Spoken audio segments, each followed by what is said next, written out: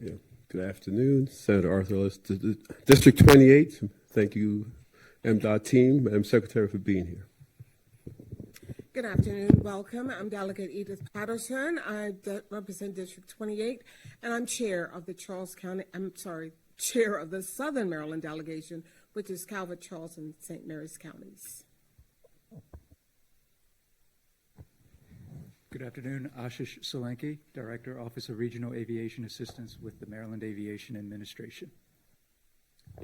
Bruce Gardner, Executive Director of the Maryland Transportation Authority. Samantha Biddle, Acting Secretary, MDOT. Will Pines, Maryland State Highway Administrator. Holly Arnold, Maryland Transit Administrator. Chrissy Nizer, Motor Vehicle Administrator. Janine James, the Mayor of the Town of La Plata. Welcome. Martin Harris, Director of Department of Public Works. Good to see everybody. Jason Graw, Director of Planning and Growth Management for Charles County. I'm Wes Adams. I'm the County Attorney. Danielle Betchel, Acting Deputy County Administrator. Amanda Stewart, County Commissioner, District 3. Gilbert Bowling, County Commissioner, District 1. And I see we have a significant number of individuals online, so I would suggest that, I don't know how I can determine are any of our elected officials online, and if so, could you please introduce yourself at this time?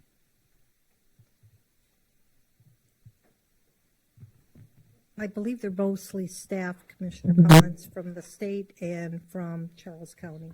Okay. And then we have former Commissioner Gary Hodge online as well. Okay. I'd like to offer, Commissioner President, that Delegate C.T. Wilson is unable to be here. He's the chairman of Economic Matters. He's, however, in court today. Thank you. Thank you. So again, I just want to start by saying welcome.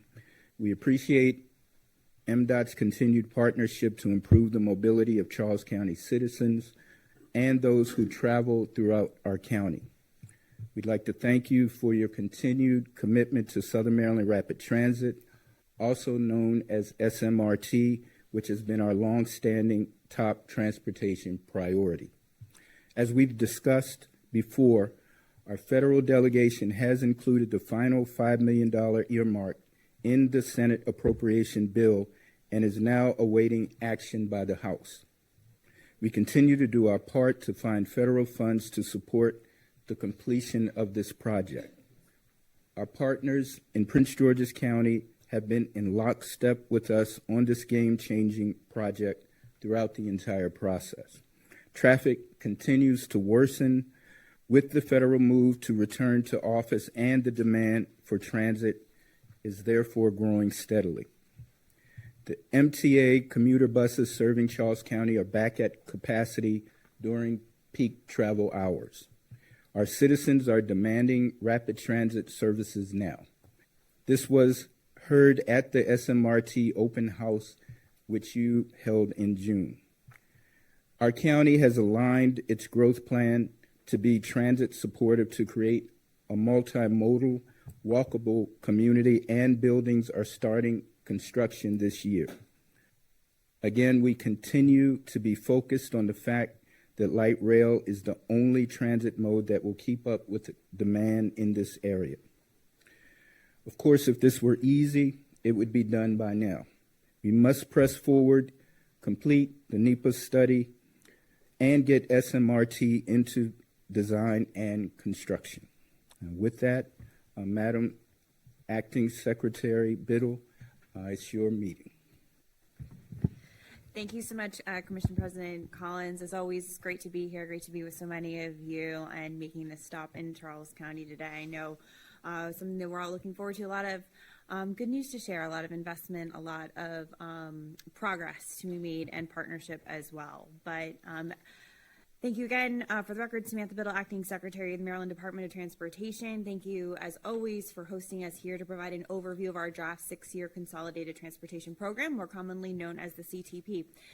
Various members of the MDOT team here with me today, those who've already introduced themselves and will present on updates respective to their modes. Also want to thank all the staff and attendants and the staff on your side as well. These meetings don't come together without all of that careful coordination and logistics, making sure that we find ourselves in these seats every year. Really, though, today we want to keep our remarks and presentation as concise as possible because we feel like it's the most important thing to hear from each of you on what is top of mind in your respective districts and areas, priorities, what you're hearing from your constituents, and how we can help and be of service, what updates we can provide that are the most beneficial to you. We also, as always, appreciate the time that some of you take down at MACO with us to catch up in advance on these items. It helps us to prepare for today, to know what to expect, and to make sure that we are driving progress in the areas that are of top priorities for everyone here in Charles County. This past summer, we talked a bit about the State Highway Administration support for the Connect Waldorf plan to create new bicycle and pedestrian facilities. The team did provide information about Transportation Alternatives Program as a potential source of grant funding for the plan. And along that line, I'm happy to share that the Tri-County Council is receiving a Kim Lamphere Bikeways grant of $88,000 for Safe Streets for All for efforts in Charles, Calvert, and St. Mary's counties. Turning to our draft CTP, MDOT is utilizing every dollar and making strategic investments in the Moore Miller administration's transportation priorities. These priorities are further enhancing safety, maintaining our system so that it's in a state of good working order, and driving economic growth across the state. The draft CTP is a very exciting follow-up to an incredibly productive legislative session this past year, and I want to thank our General Assembly partners who, along with the governor's leadership, were able to secure the department an additional approximately $400 million in annual transportation revenues. When matched with federal funding and financing options, we are turning that $400 million into almost $700 million in additional transportation funding. Without these additional resources, MDOT would have seen sustained and deepened cuts to transportation, and thankfully that is not necessary. Instead, I can share that the draft CTP includes investments in Charles County and all across Maryland. To get into the details of the draft document a little bit further, our balanced 6-year capital budget is approximately $21.5 billion, which is a modest increase of about $300 million from last year's final CTP published in January. Those additional dollars are being used to take significant action to further maintain our system, keep it in working order, ensuring that millions of Marylanders can get where they need to safely and reliably. Some of the highlights of the plan, which will be covered by other modes as well, is of course the advancement of the planning efforts along the Southern Maryland Rapid Transit Corridor, the Willow Lane Streetscape Project, which will improve safety, pedestrian accessibility, and connectivity while also maintaining the road and sidewalks along part of Charles Street, and replacing a bridge along Hawthorne Road, which crosses over a branch of Mattawoman Creek. The draft CTP also keeps highway user revenue funding at the current level through fiscal year 2027. Before wrapping up, I do want to just take a note to talk a little bit about MDOT's commitment to safety. We are serious about safety, and this draft CTP reflects this. We continue to push forward to expedite progress and sharply bend the curve on roadway fatalities across Maryland, and that really is an all modes approach. Everyone up here is committed and working together to lead the way to boldly deliver policy changes and projects needed to improve safety outcomes. I encourage you and your teams to join and partner with us.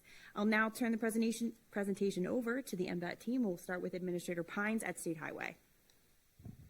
All right. Well, thank you, Madam Secretary. And again, good afternoon, everyone.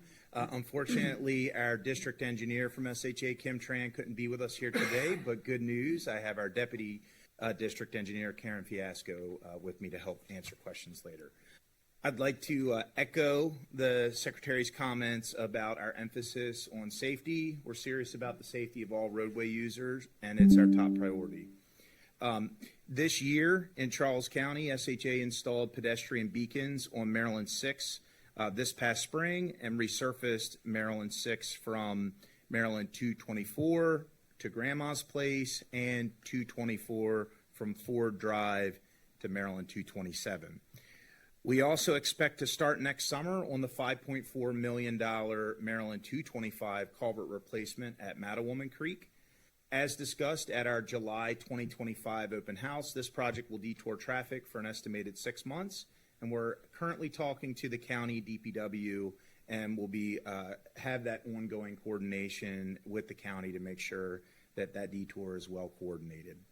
On US 301 at Smallwood Drive, we're planning continental crosswalks, pedestrian signaling, and alignment of the right turn lanes with pedestrian ramps. We expect to have this complete next summer, weather permitted. And with that, I'd like to turn it over to my colleague, Bruce Gartner, with the Maryland Transportation Authority. Thank you, Will. So thanks to one of my predecessors, Will Pines. I don't have huge updates to report regarding the nice Middleton Bridge, as it's been up and running nicely for a while now. We did have a slight growth in ADT between fiscal years 24 and 25. It was less than 1%. But with the busy months of the summer with travel coming to a close now, we continue to focus on safety at the nice Middleton Bridge and at other facilities. With respect to the facility here, our MDTA police officers have been active in removing 20 impaired drivers and fugitives from Maryland roadways in the current year. The police have also been dedicated to the community here in Charles County, actively participating in initiatives such as teen court, outreach events, and traffic safety programs to strengthen our relationship with the community that they work in.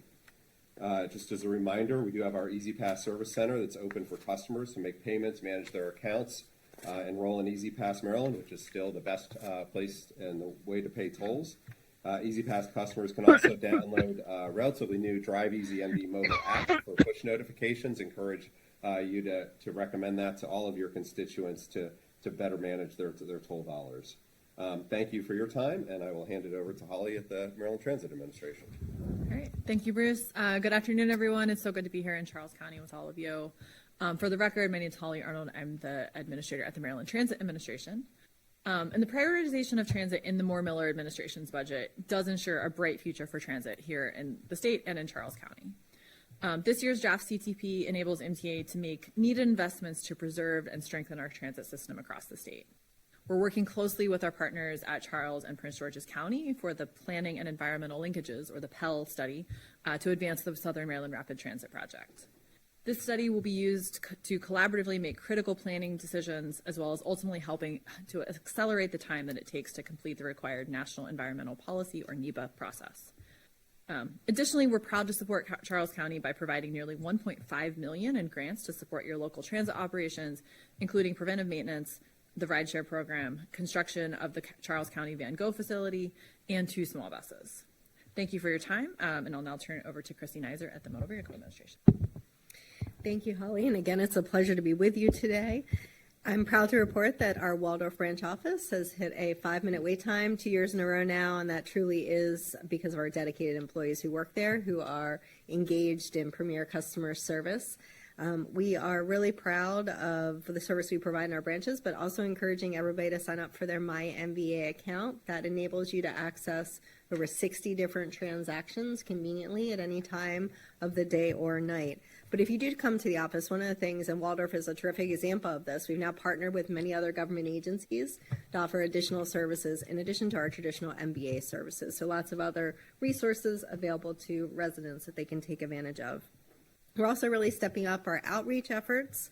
We've recently conducted a car fit training session at the Richard Clark Senior Center. That's all about helping individuals as they're aging to feel most comfortable in their car and use techniques that help them be safe on the roadway, which is obviously all of our goal.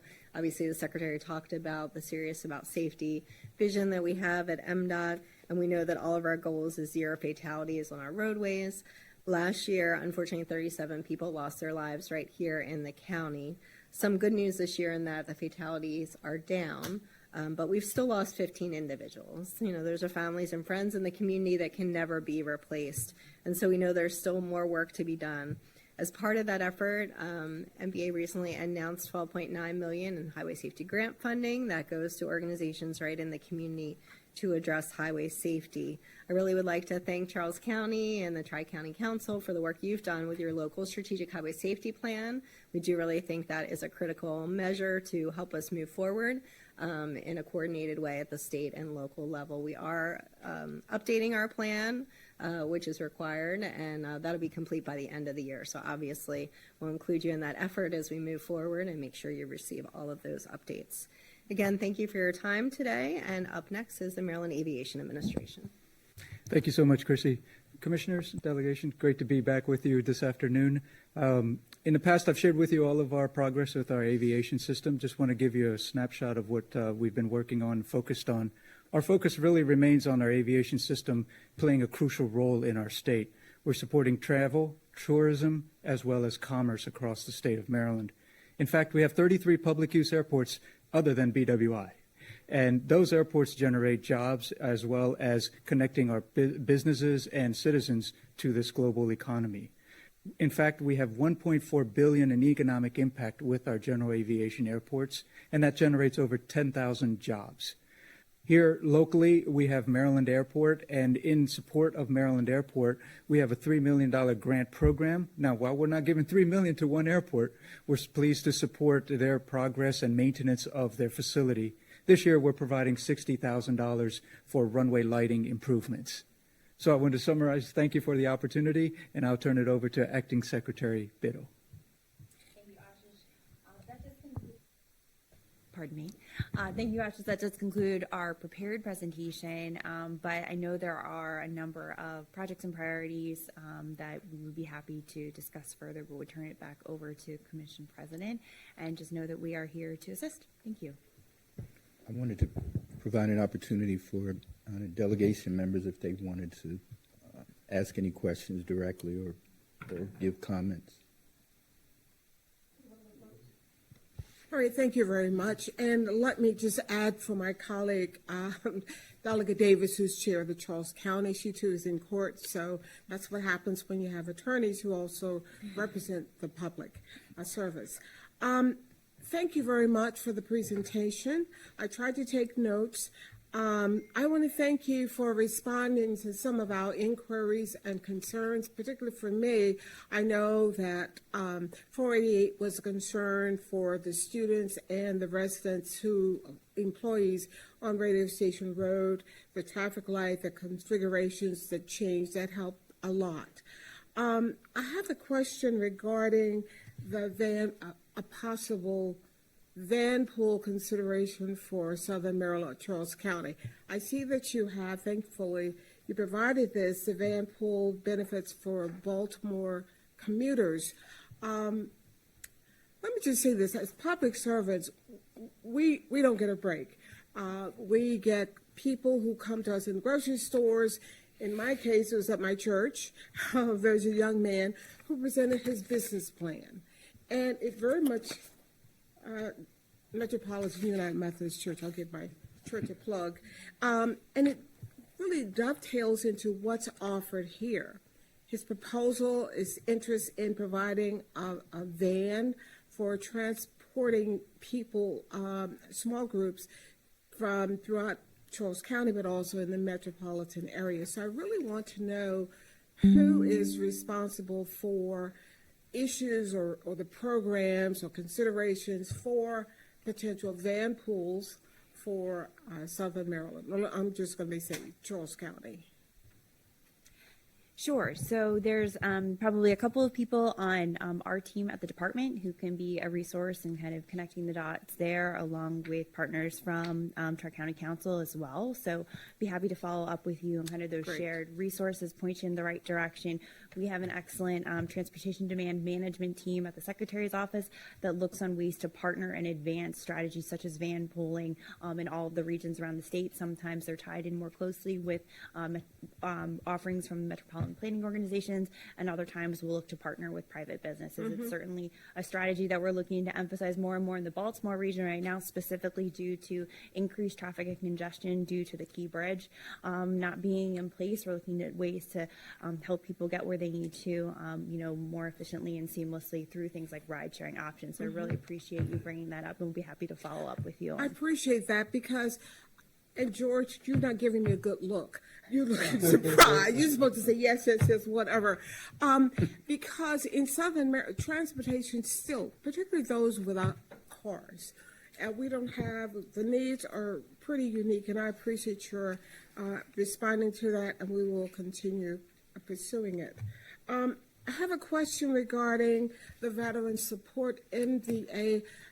Are you doing something special with veterans? Because we have a very large veteran population, and they're always looking at us for ways to make their lives a little better, where they don't have to go outside of the region for services.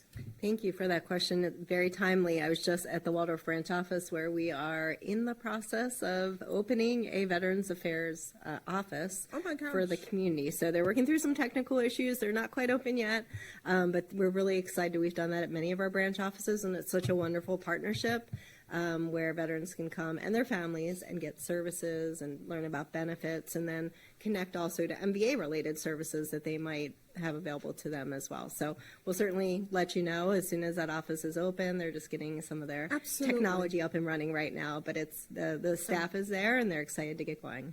That's great because, again, because of our population, because of the need, we know the military coalition will be very happy to know that that's going to open. And thank you very much for doing that. Spot on. No, I really have to commend Administrator Nizer on the way that she's really made the MVA much more than it ever used to be. Number one, from the efficiency standpoint, and then bringing in all other branches of state government to make it as a one-stop shop. Really, we had the opportunity to provide this service for the first time at the Annapolis branch just a few weeks ago, and so we will definitely keep you posted as this advances for Waldorf.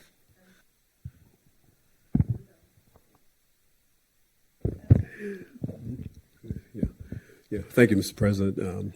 Again, I just want to thank the MDOT team for being here and being quite responsive to us with all our concerns. I know y'all are doing a really difficult job with limited resources. And I just want to say that my colleague in the Senate, Senator Jackson, he represents 3 counties and so much busier than I am. He's still employed full-time, so he apologized for not being able to make it here. He's also my seatmate on the Senate floor, and that's a really powerful team for Charles County in that he's on the Budget Committee, which helped to put the numbers in the budget for our projects, and I'm on the Finance Committee, which write a lot of the transportation policies. And so we are definitely looking out for our district and, of course, the state of Maryland. And I have a couple of things I just want to mention, a couple of questions. Is there Mr. Mickler here? I know, is he here today? I know he works in intergovernment affairs.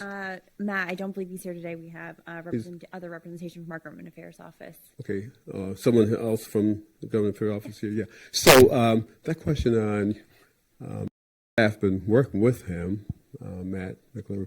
He may be online. Maybe. And so one of the issues we have in Charles County is a very fast-growing suburban community, and we're trying to play catch-up with amenities for our citizens. We're able to get the financing to open our very first Boys and Girls Club in Charles County, brick and mortar, a few months ago.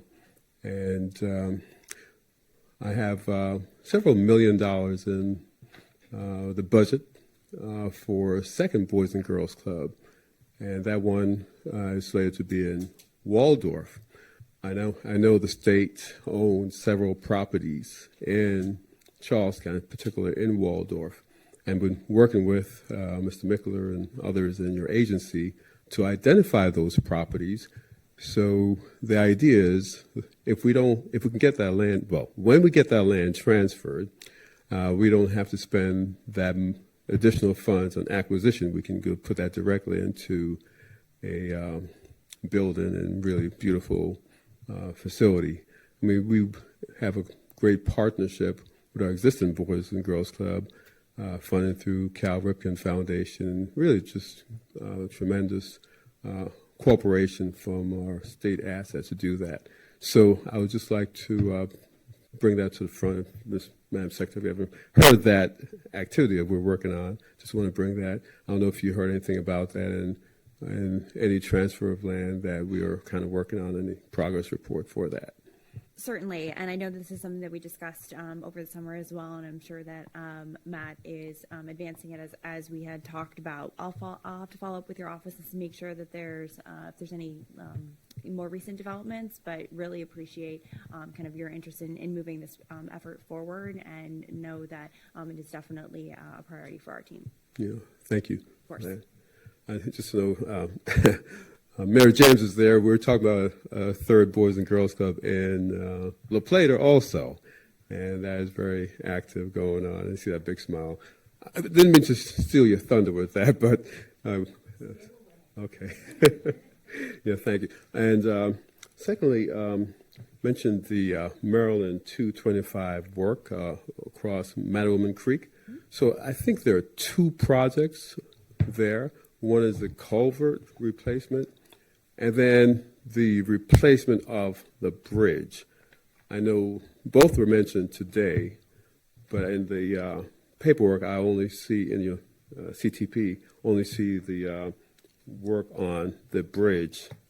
Could you or anyone on your team summarize both projects and the timing for both projects? As a point of clarity, the series of pipe culverts, because of their length, is technically by federal rules considered a bridge structure. And so it's actually only one project that we're talking about. I get why that's confusing, and we do undulate in that terminology sometimes. So apologies for the confusion. The second question on the timing, the project is anticipated to start in the summer of 2026.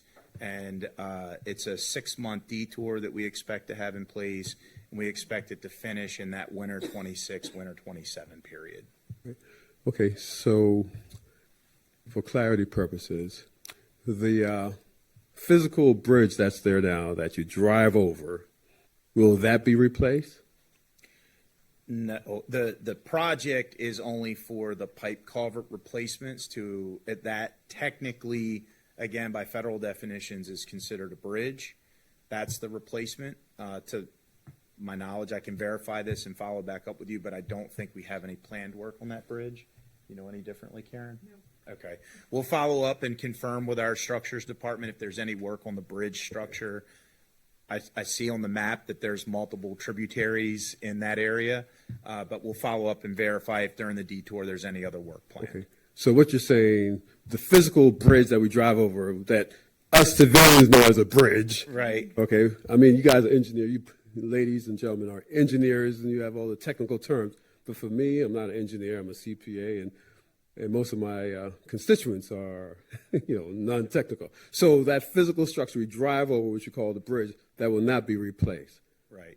It's a series of culverts pipes that, by definition, is considered a bridge federally. Okay. That's what's getting replaced. Okay, thank you for that. So we will still be able to go over that structure during this construction project? The detour route will close off. I don't know the exact limits of where the beginning of that closure will be, but it'll be along 225. It'll route to 210, to Maryland 210, Maryland 227, Maryland 224, and Livingston Road. Yeah. So it's about a 9-mile detour. So that bridge is physically on Hawthorne Road, which is 225, correct? Correct.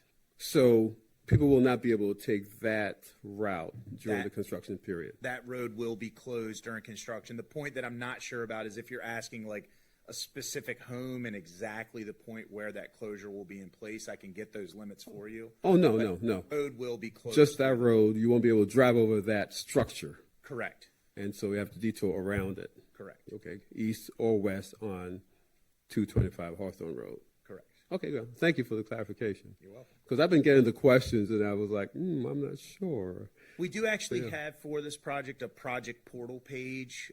We can send you the link to that. We maintain for our projects portal pages where customers can go in and see like what the project is, when it's planned to be under construction, a map of what the detour is. All that is available publicly on our website. All right, thank you. Thank you, Mr. President.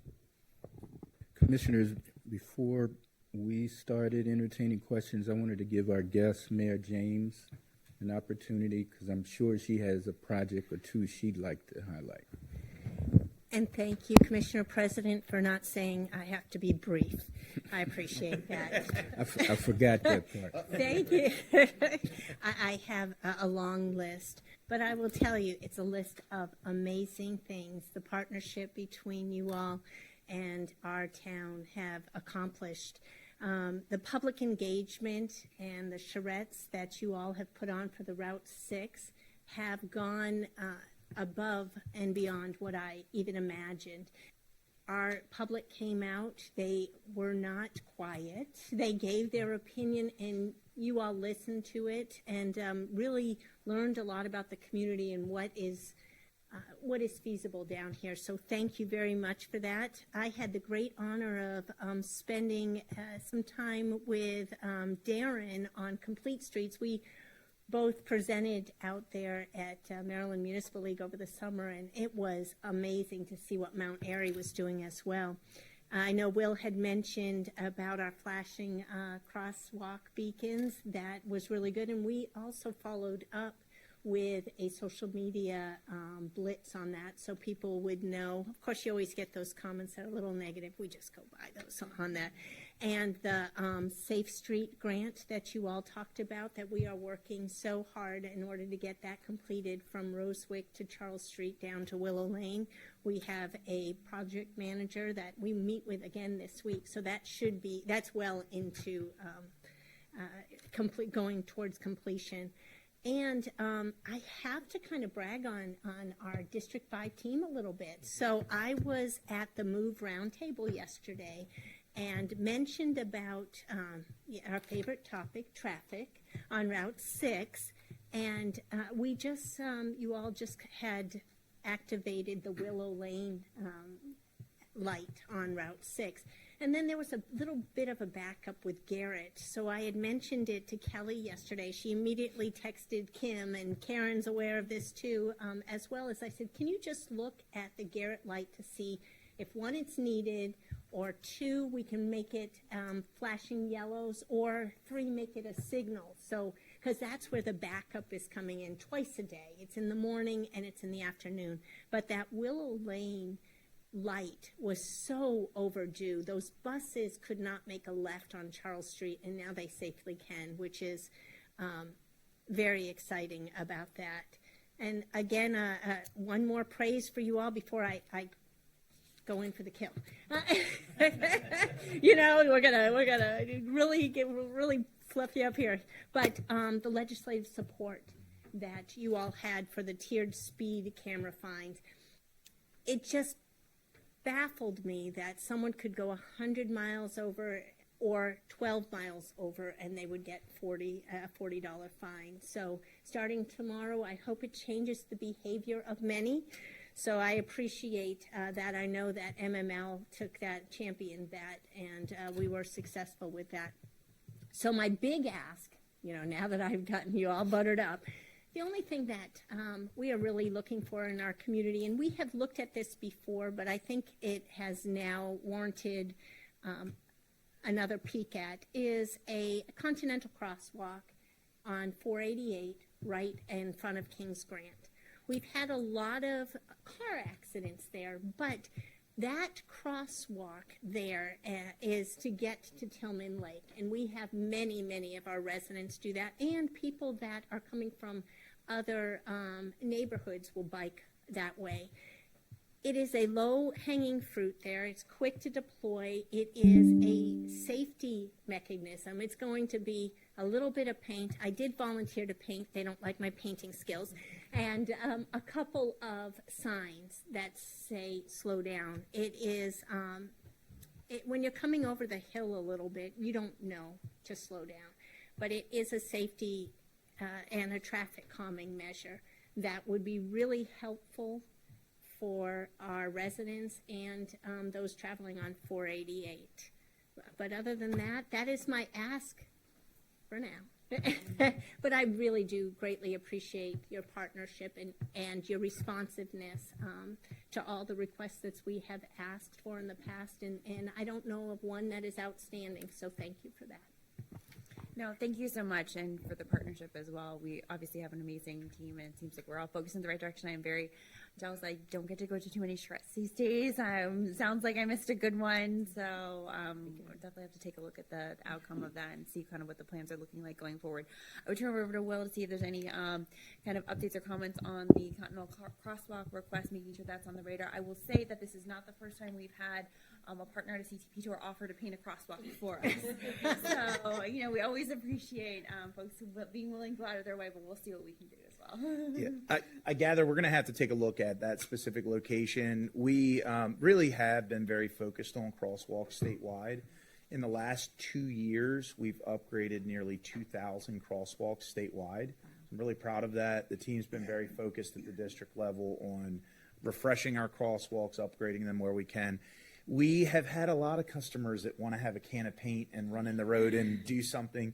Please don't do that. And the reason not to do that is not that we don't want crosswalks. It's that we need the infrastructure to support them properly. Most of the time when you won't see a crosswalk, it's where we don't have ADA compliant ramps to support the crossing. So the projects tend to be a little bigger than what folks intuitively assume. And so let us take a look at it. We'll see what kind of scale that is. If it is just paint, we can do that pretty quick. If it's ADA compliant ramps, then we get into the larger discussion about our ADA. We have a fund that does ADA upgrades. Also, depending on the roadway width, the volume of the roadway, we then would need to look at whether or not we need an APS system to support pedestrians crossing and that type of infrastructure. So we give it a traffic analysis and make sure that it's supported for safe crossing, and the team will investigate that location. And anything you need from the town, please let us know. But thank you. I appreciate that. Thank you. We'll start to the left. Commissioners, questions? We'll go around. Good afternoon, everyone. Just a few things. First, thank you for your continued support and looking out for Charles County, and not just Charles County, but the southern region. Of course, you can look over the last 4 years and see that a lot has been done. And at the same time, there's much more that can be completed.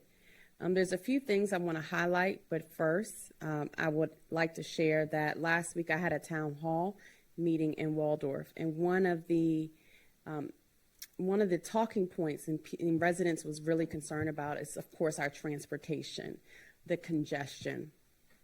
And so one of the issues that we are faced every day is that we primarily only have 228 and 301 to get out of to leave the county, right?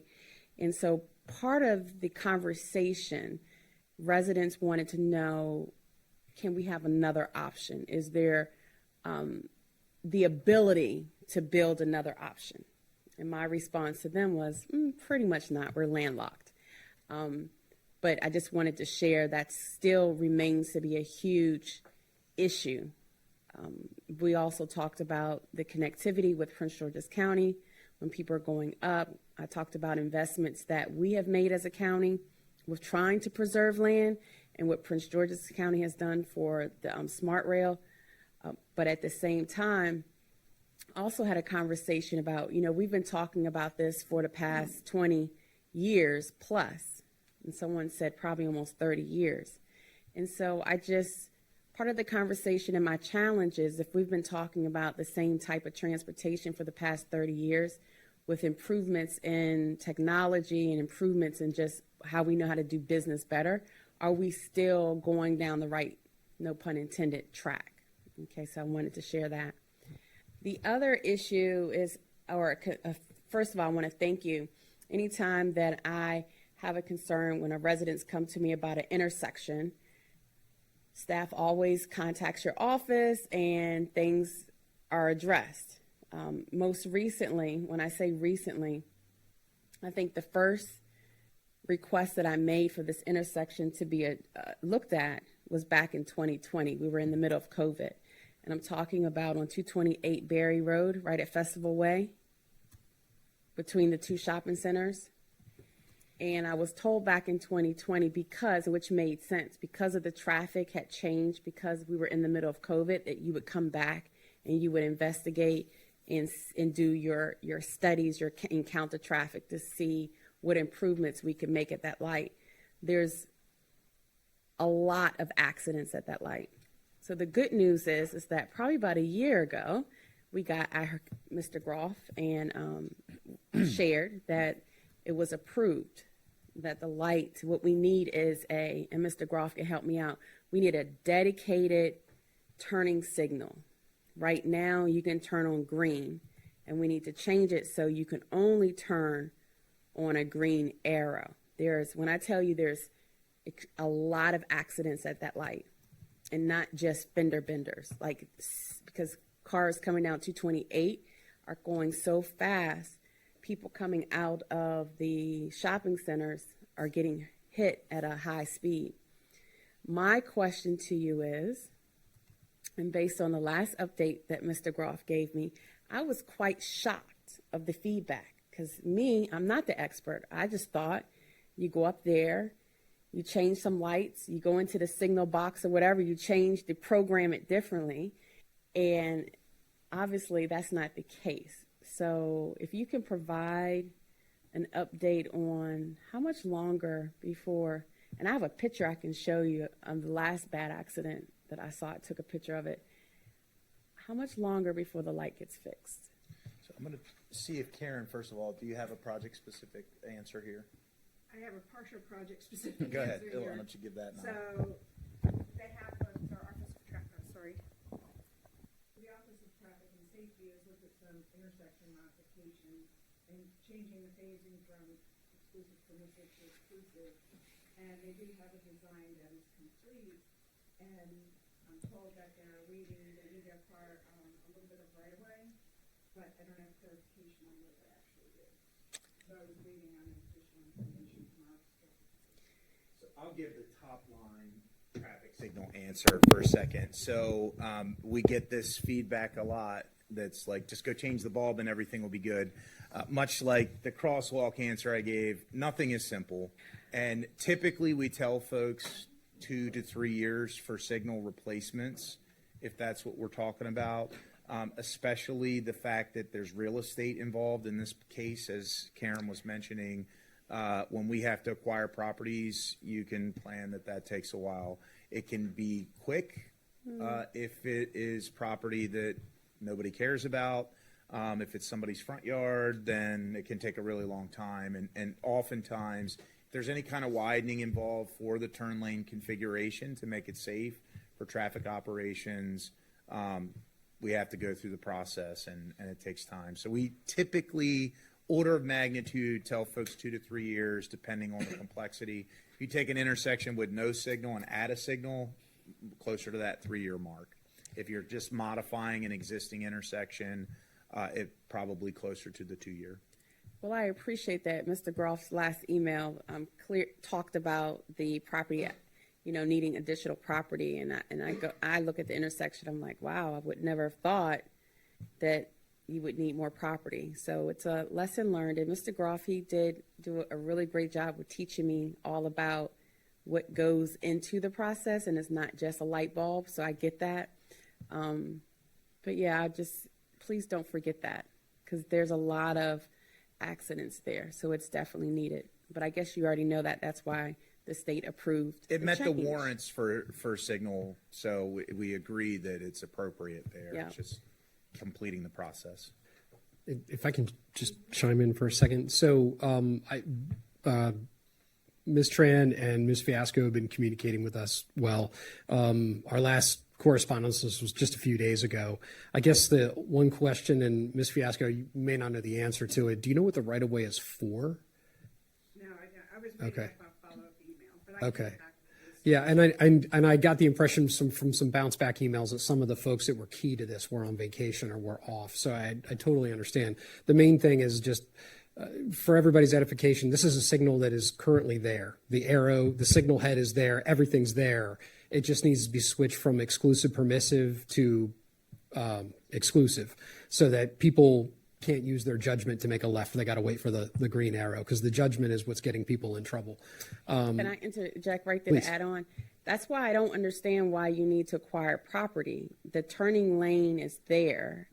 I would be very surprised if you came back and said the turning lane needs to be extended or changed. It's literally just changing the format of the light. What we'll do, go back and confirm what the action is on real estate. and clarify what in the design process we are seeing that's triggering that.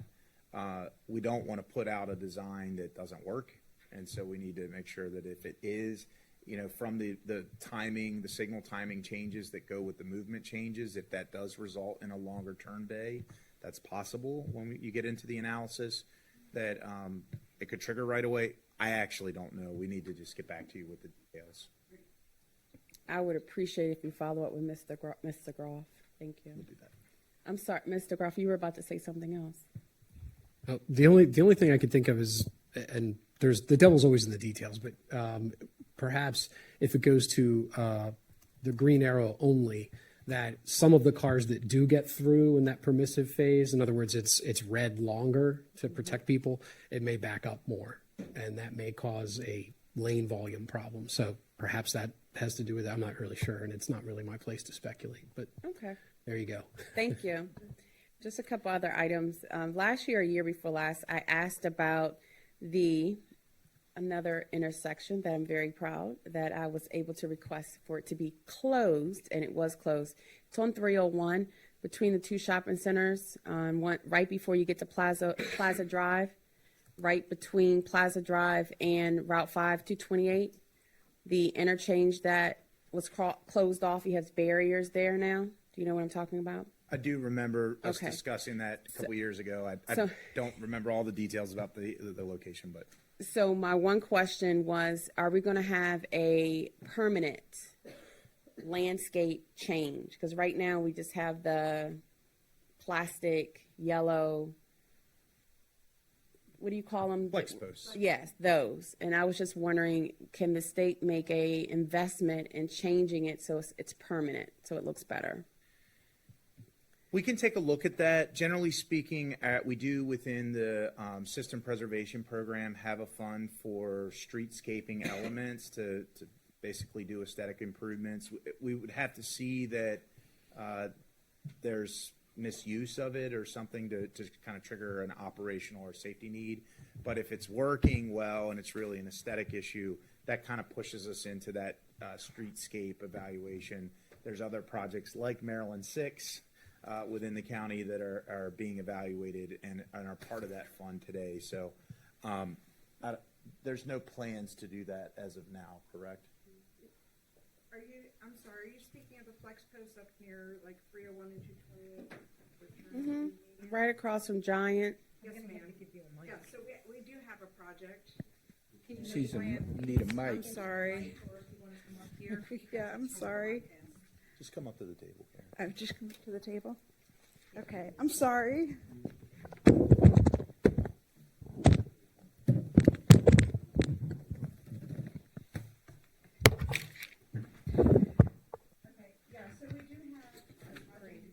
Turn it green.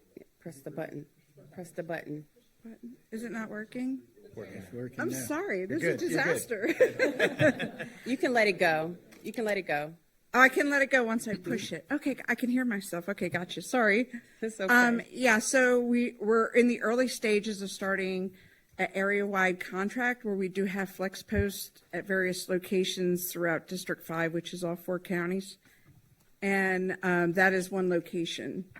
So we have a consultant, and it's in the early stages of design, and we're looking at just sort of extending the existing curb and gutter and removing that pavement and adding grass or some sort of, to try to get rid of some of that impervious. Okay, thank you. And so that is on the books. It is funded for design, and we're working towards securing construction funding maybe in the next 2 years or so. Thank you. I appreciate that the feedback. There's hope. Sorry. That's okay. And lastly, one other project, the big one, not so big, and come back to our huge one. Mr. Groff, help me again. What's the official name for the light at 488 and 5? That type of light, the half light. What do you call that? It's a half signal. Half signal? Okay. We need one of those at 228 and Mill Hill Road. We really need to move forward with a study. We need that light.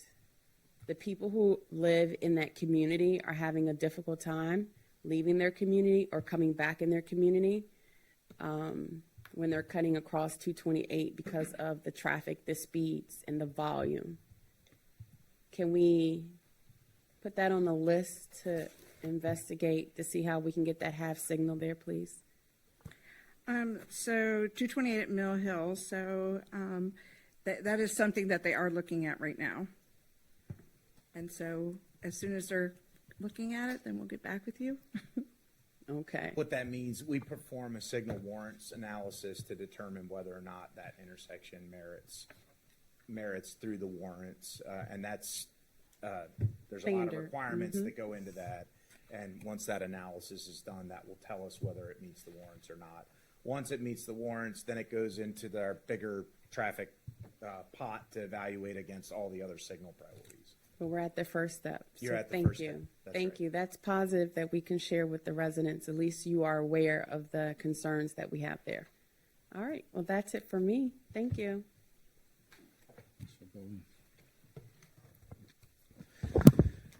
Good afternoon. Thank you all for coming out. I'll start with a couple things that are pretty easy. The Harry Nice Bridge, of course, it's in my district. I can tell you that considerably less amounts of complaints have come into my office since it's gone up. So I appreciate that. It's definitely made the traffic flow a lot smoother, and I can attest that the MTA police are out in full force, almost to La Plata. I have family members that happen to be state troopers, and they say they have made their way, MTA has made their way north, almost past Red Top. So they are definitely out enforcing and slowing traffic down. So thank you for the work you continue to do down at the bridge. I will say, when it comes to SMRT, I think a lot of the folks at this table would agree that we need some relief from traffic. I think there's different ways to attack it. One way, of course, is SMRT. Another way is to bring jobs to Charles County so we get less people on the road traveling north. And the infrastructure we put in place as far as internet access have provided us an opportunity to have people to be able to work from home. Now, we can't impact the things that happen at the federal government when it comes to teleworking, but we can put the things in place we need to make sure people have the opportunity to work down here. So we're doing our part. When it comes to SMRT, I think it's actually been probably 40 years, probably since the mid-'80s, that we've been trying to make this happen. I think one thing I would like to see is an analysis of who will actually use SMRT, because there's been back and forth discussions about who will actually get on this SMRT and use it. There's some questions as to, I can take a break if you'd like to answer that. You're looking at me like you do. Because there's some trains that thought that there's going to be a lot of stops in between Charles County and Washington, D.C., which will make it so some folks might not use that. And it would be more of traffic that is coming down to visit, not necessarily commuter traffic. And I think that's at the core of our problem. And I was at a meeting in Waldorf, our town hall meeting a couple weeks ago, and one of the discussion points was the amount of traffic that's backing up along Route 5. Well, I also had the opportunity to work in Prince George's County and understand how big and how enormously influential the advocates are in southern Prince George's County. And when you talk about lights, when we put those two overpasses in, they also started wanting at Earnshaw Drive. So now Earnshaw Drive has a traffic light because the folks at that coffee club were about beating your folks over the head with a stick to get something there to help with safety issues. So there's a lot of circumstances that are leading to the traffic issues that head north and not just here. So I just ask that when you guys take a look at the SMRT, you look at who is using it and how it's going to actually impact, because there's a lot of money being invested in it. And I just I want to make sure that we're hitting the right target audience. And lastly, and I'll be brief, there's a couple different roads that I'd like if you all could take a look at. Maryland Route 6 at Penns Hill Road, right there near Cooksey Store. There's been a lot of talk from the residents in that area of a roundabout opposed to the traffic light.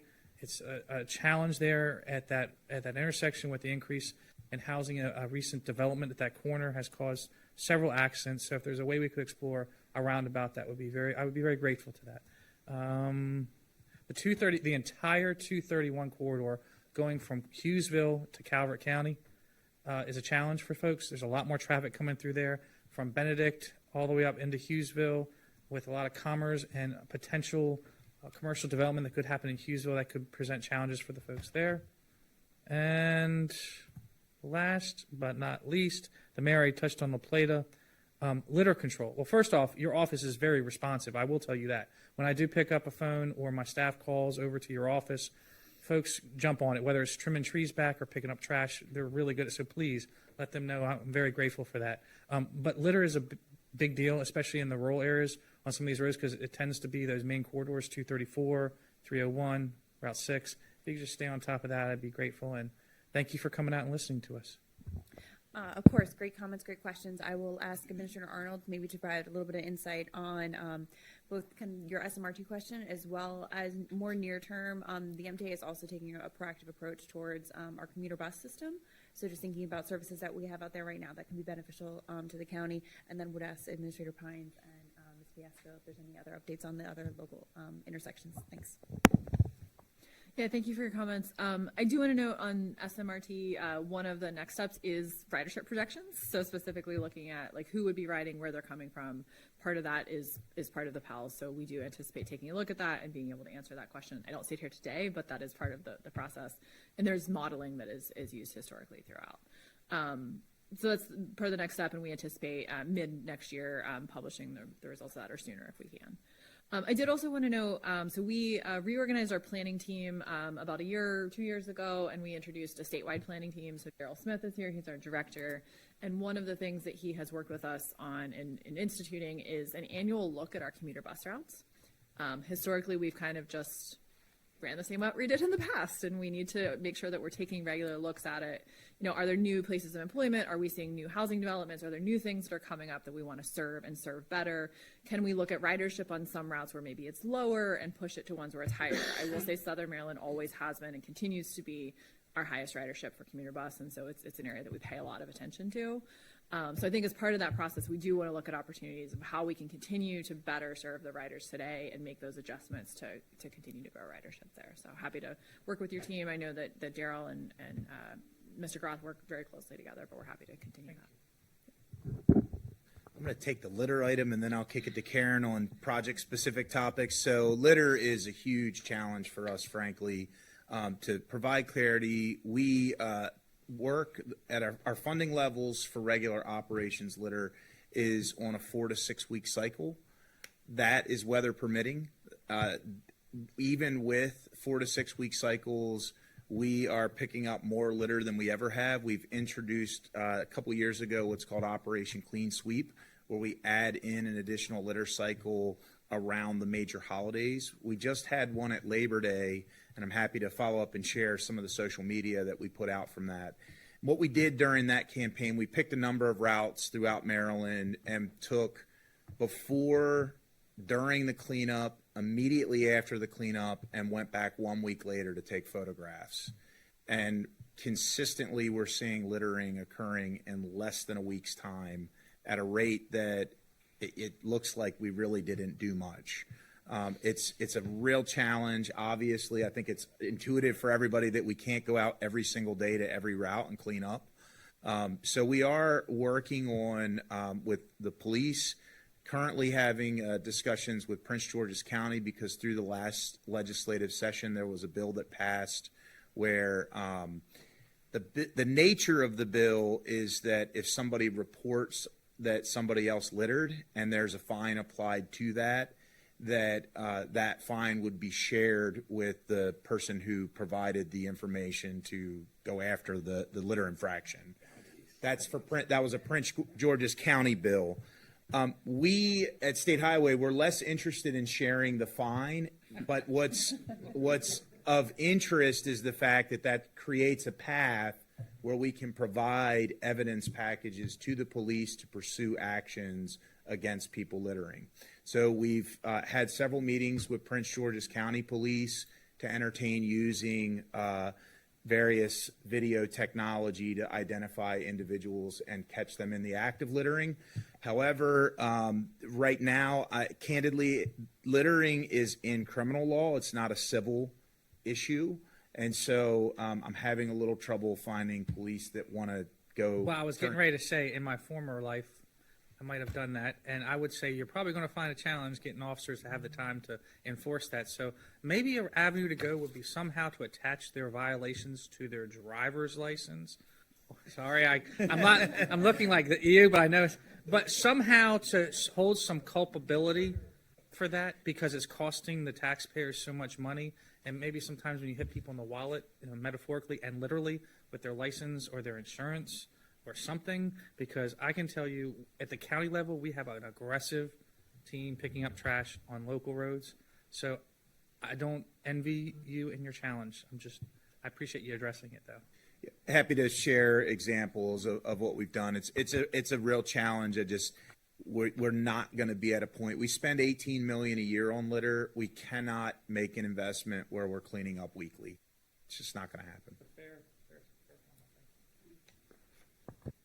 Okay, Commissioner Bowling, so for Maryland 6th, the roundabout, that's new to me. I haven't heard that before, but so we can explore something like that and see what we would need to look at a project there. And then on 231, we can also look at that and get back with you. Thank you.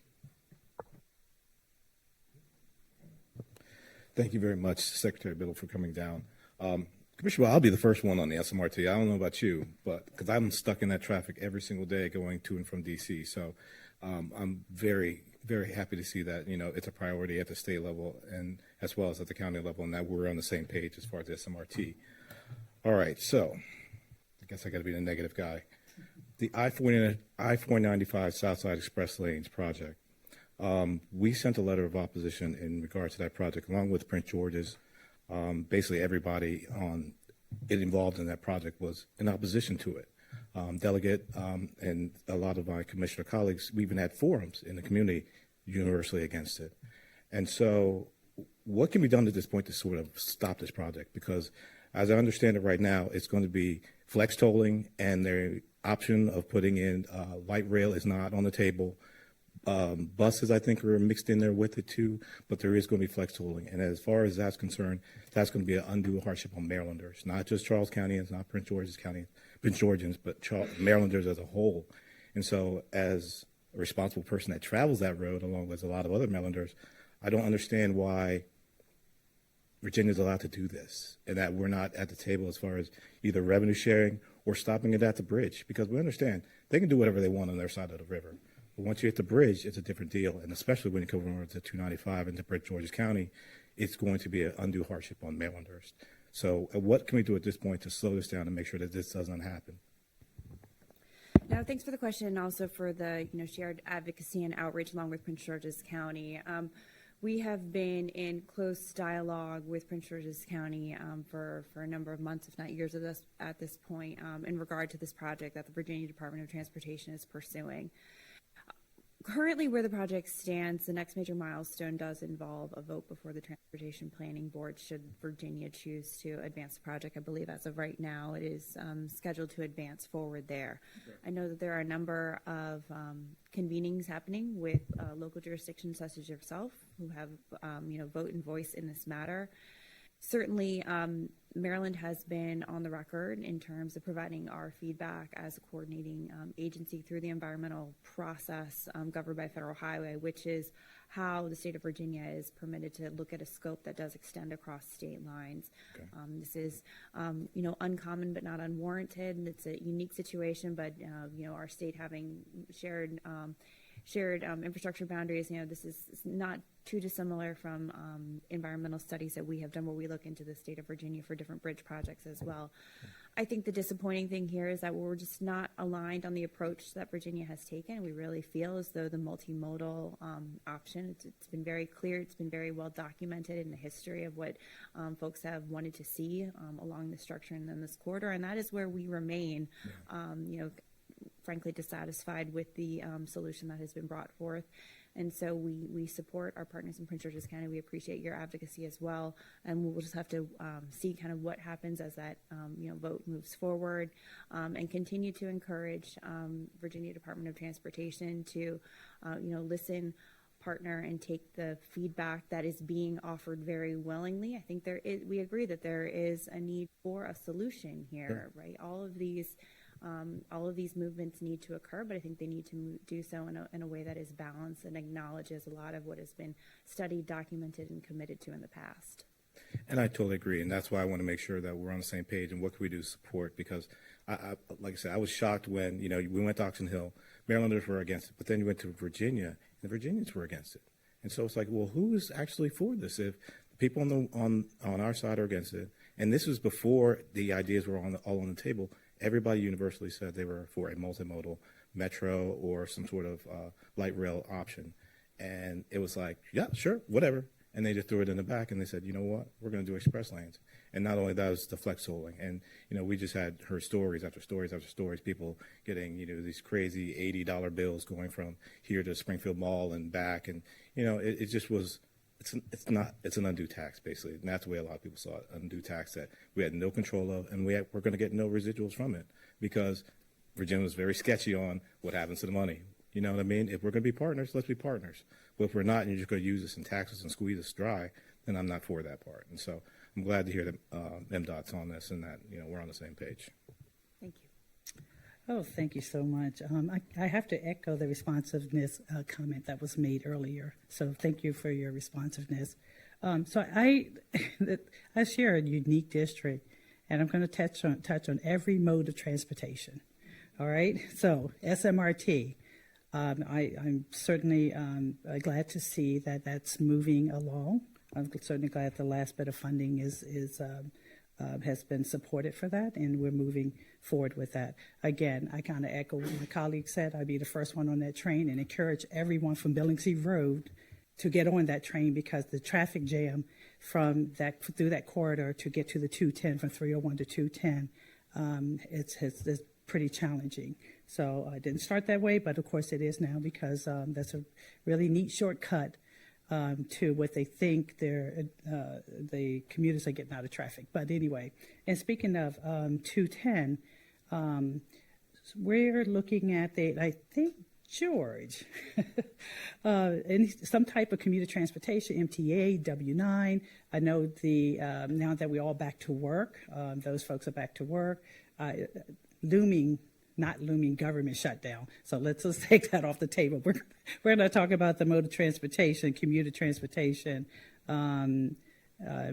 with the idea that government is back to work. So if you have any updates on that, I'd love to hear about that. I'm going to give them all to you at one time, and then accordingly welcome the response. 227. So 227.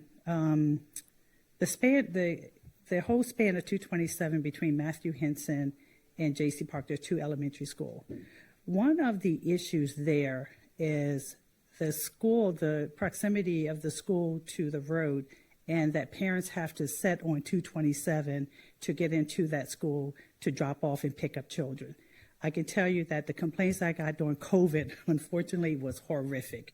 We can't get through. We can't get by. So I know that's going to require partnership with our county staff, also to look into how we can try to move that or expand. I'm going to leave that up to the experts and let you guys to do the study on that. But there certainly has to be something done because I get a lot of complaints for that area. The airport. So there was an application for an expansion of the airport. I'd love to hear the status of where we are with that and how we're progressing. The bike trail.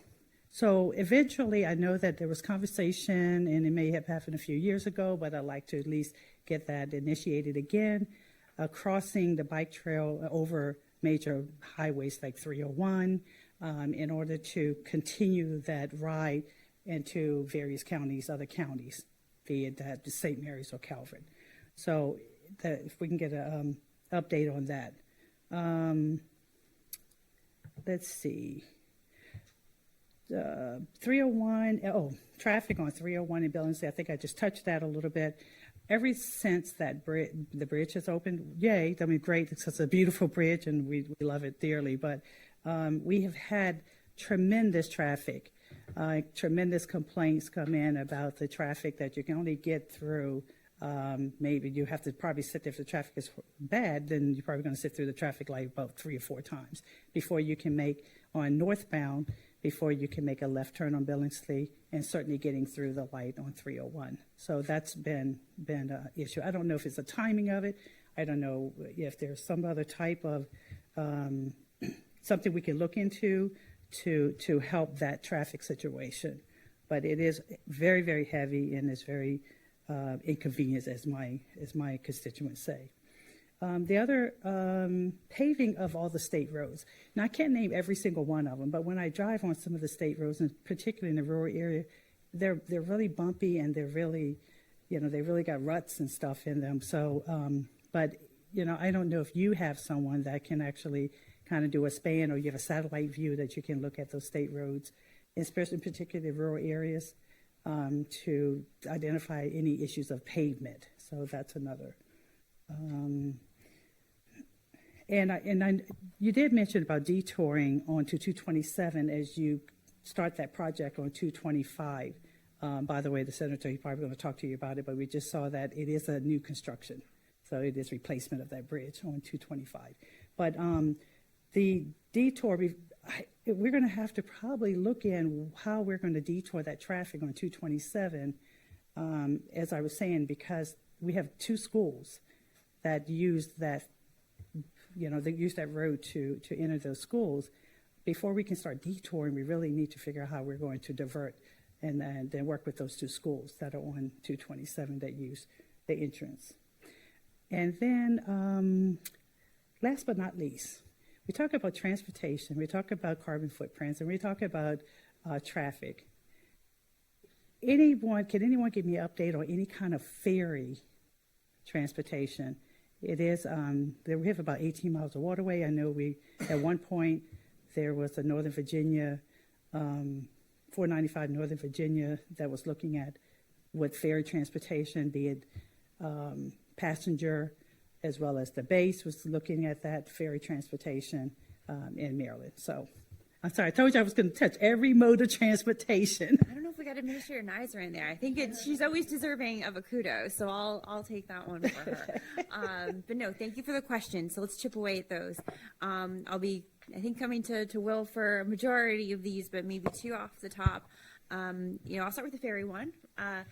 So I am roughly familiar with, I think, the effort that you're referring to on the Northern Virginia side. I've not heard too much activity on that one in some time, but we can take a look and see if that's still an active endeavor. I do know that City of Annapolis is received, I think, a federal grant and some funds to advance looking at some ferry options in that region.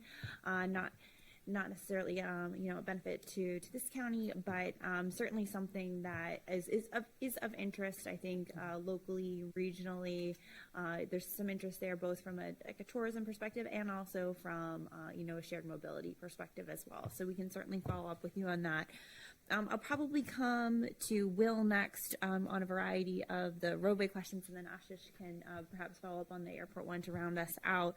But I'll say to your question on detours more broadly, Administrator Prynes can get into some of more of the details with it. But our district team will, and along with our contractor and our consultants, will always work with local governments, because you really are the experts who know the needs of the communities and what movements are necessary. We'll work closely with schools along with emergency management to make sure that emergency access, is preserved and maintained to all affected communities as well. So that is kind of the baseline benchmark for us when we're talking about any type of detour. And I think the teams tend to get as creative as possible in terms of working as efficiently as possible and limiting those detours to the periods of time when they are least impactful.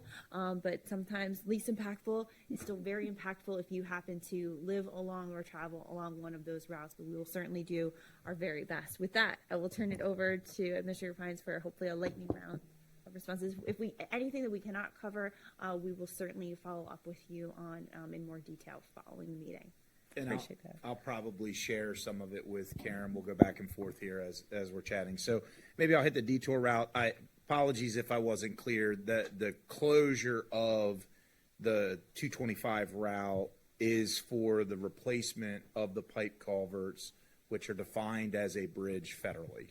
So to be completely clear, we are replacing a bridge in the truest form of the definition of bridge, and it is a complete closure for that replacement.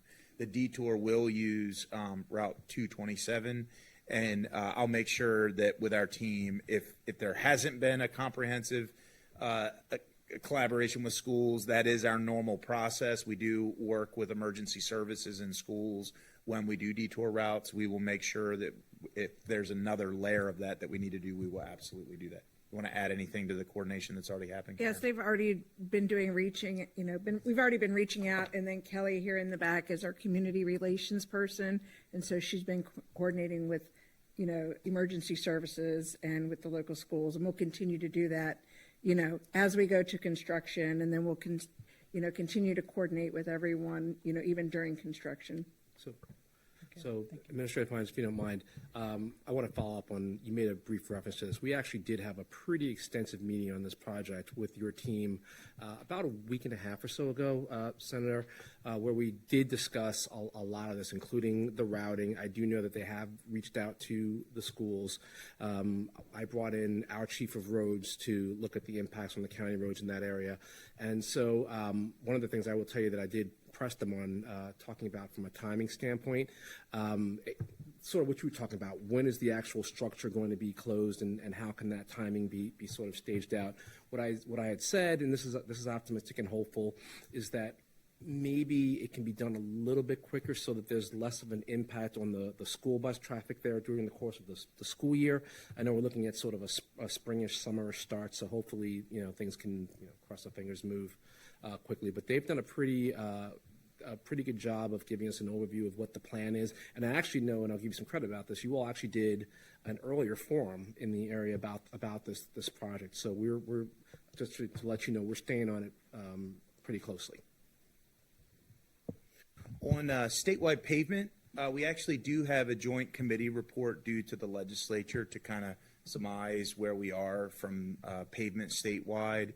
The MDOT attainment report that was provided for 2025 last legislative session provides kind of a backdrop of the wider statewide condition.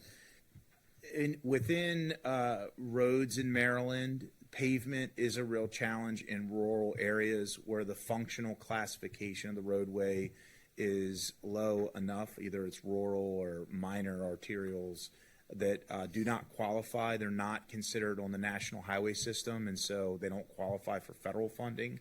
Those routes tend to be the routes that are the most challenging for state highway to keep up with, because the funding they're 100% state funding to manage the pavement, and so we really have to kind of stretch it out.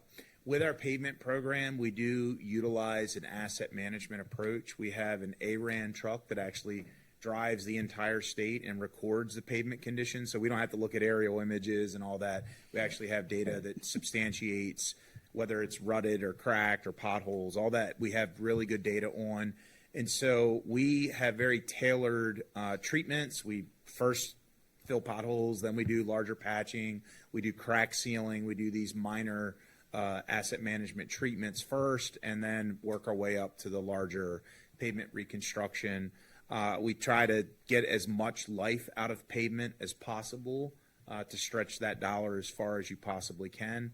But in the stretching of the life cycle, there are periods where the ride quality will begin to diminish, and we understand that that's not desirable, but we also can't give a brand new surface everywhere. It's just not in the cards. So we do a really, really good job knowing what we've got and managing it to stretch the life as best as we can. But we will be providing to the legislature a comprehensive report on the status of pavement statewide. Bike trail, I think you were referring to the Indian Head Rail Trail to Three Notch Trail. Design has been progressing on the expansion project there through grant funding. I don't know if if we have Ray here, any further, anything you could add on? Just we're moving forward with design. It's in the design phase and trying to keep that moving forward to get to implementation. Perfect, thank you. What else? On the project specifics, like the 301 intersection, 227 and 210, I wasn't exactly sure what the 210 comment was, if that was for Holly or for me. Sounded like a transit comment, but I wanted to make sure. But yeah, it was actually twofold. The 210 coming on to 227, there's a stretch of corridor that's a lot of traffic volume. It's to Billingsley Road. And at that Billingsley Road, there is the volume of traffic is just extensive. I don't know what, if anything, that we can No, 227. 228 is up further. Right, Bryant's Road, yes. Yeah, yes, in Bryant's, there's a Billingsley Road, and I think it's 220. It's 227. But it's actually right before you get to the schools, the two schools. Gotcha. So I don't have any specific updates on any of those. We can look at it in more detail. We do, as a state, have what's called a TSMO master plan, or Transportation Systems Management and Operations Plan. That is a plan that looks to install intelligent transportation systems, or ITS devices, on our roadway. That's cameras, that's adaptive traffic signals. That's stuff that you can put in the existing footprint of the roadway to help manage incidents better, or just manage the traffic volume that's there. We are continuing to install that statewide as part of our regular programming, and looking at Maryland 4, Maryland 5, all of the southern Maryland routes have a dedicated TSMO plan that we are working to implement solutions along that. We can take a look at these specific locations. We have installed smart signals and a lot of things throughout southern Maryland. There is a limit to how much time savings that brings. It's often 30 seconds a day. Over a year, that's meaningful in everyone's commute, but is it? We're not fundamentally eliminating movements or things that really drive down the route times. I appreciate that. I do have a follow-up on the 301 in Billingsley, the pedestrian crossing. So there are there's a medical facility, a drugstore, and there's Wawa. And what we're seeing is a lot of foot traffic running across, back and forth across. Are we looking at studying any pattern of I know you don't know all the time when the foot traffic's happened, but if there was a need to put some kind of crosswalk or a button or some kind of light to at least help those who are crossing those 301 into those areas between the medical, the Wawa, that in that corridor. We have it PVS. now. We have it now. It took a long time for it to finish. You're talking about in Waldorf, right? White Plains. Oh, you're talking about White Plains. Yeah, I'm talking about White Plains. I'm sorry. I got so excited. I don't. Yeah, I got so excited. But it sounds like it can be done. Thank you. Now that I know that it exists, apologize. I'm gonna beg for I'm gonna beg for my area too. I apologize. I just heard the Wawa and the CVS. No, I yeah, too right. Yeah, too. I know. I'm excited that you have, now that I know that exists. So now I need to. Yeah, that'll be a request, at least there, because I just see people just darting across 301. Often you see that, and as you said, Commissioner Stewart, there's a lot, of course, in the Waldorf area, but I also see them with that medical building now. They are Billingsley and 301. So, yeah, big picture, we have a lot of intersections that have been built without the pedestrian infrastructure there. It is a challenge, and we talked about this a little bit at MACO. We are actively working to implement more crosswalk locations. As I mentioned earlier, we've upgraded 2,000 locations statewide in the last 2 years. That being said, locations like this, we're taking a number of steps as part of our Complete Streets policy. One is that as new Wawas go in and developments go in, part of our effort will be to not just have State Highway focus on making pedestrian improvements, but have those improvements be part of the wider projects. I do want to make sure everybody understands, as we put in those pedestrian safety features, it does add to the overall signal timing, and so it makes a congestion counterbalance that we have to work through with that. So we're doing it. Right. We know it's an issue, and safety is our top priority, but it doesn't make congestion better. No, that's why ferry and SMRT is probably important. Right. And That's going to be very important here. Commissioner Coates, I saw someone cross right there with a baby in a baby stroller the other day. It scared me half to death. Yeah, I've seen it's really some horrible accidents and crossings. Yeah, very risky. Well, it sounds like a lot of A lot of good stuff for Karen and the team to continue to look at, follow up with your office and with everyone due to the kind of the shared interest here. I will ask Ashish if there's any updates on the airport front. Absolutely. Thank you, Ms. Biddle. Commissioner, thank you for your question. You only have one airport in your county, so that's good. There's no competition there. And I have that mode of transportation. Even better. How exciting. Thank you. So I know, right? Fly a plane. I can add, we do have a federally funded project underway. It is for the master plan update. And we're calling it specifically a master plan update because, just this brief history, new owners of the facility, it's a privately owned public use airport, and the owners bought the facility about 7, almost 8 years ago now.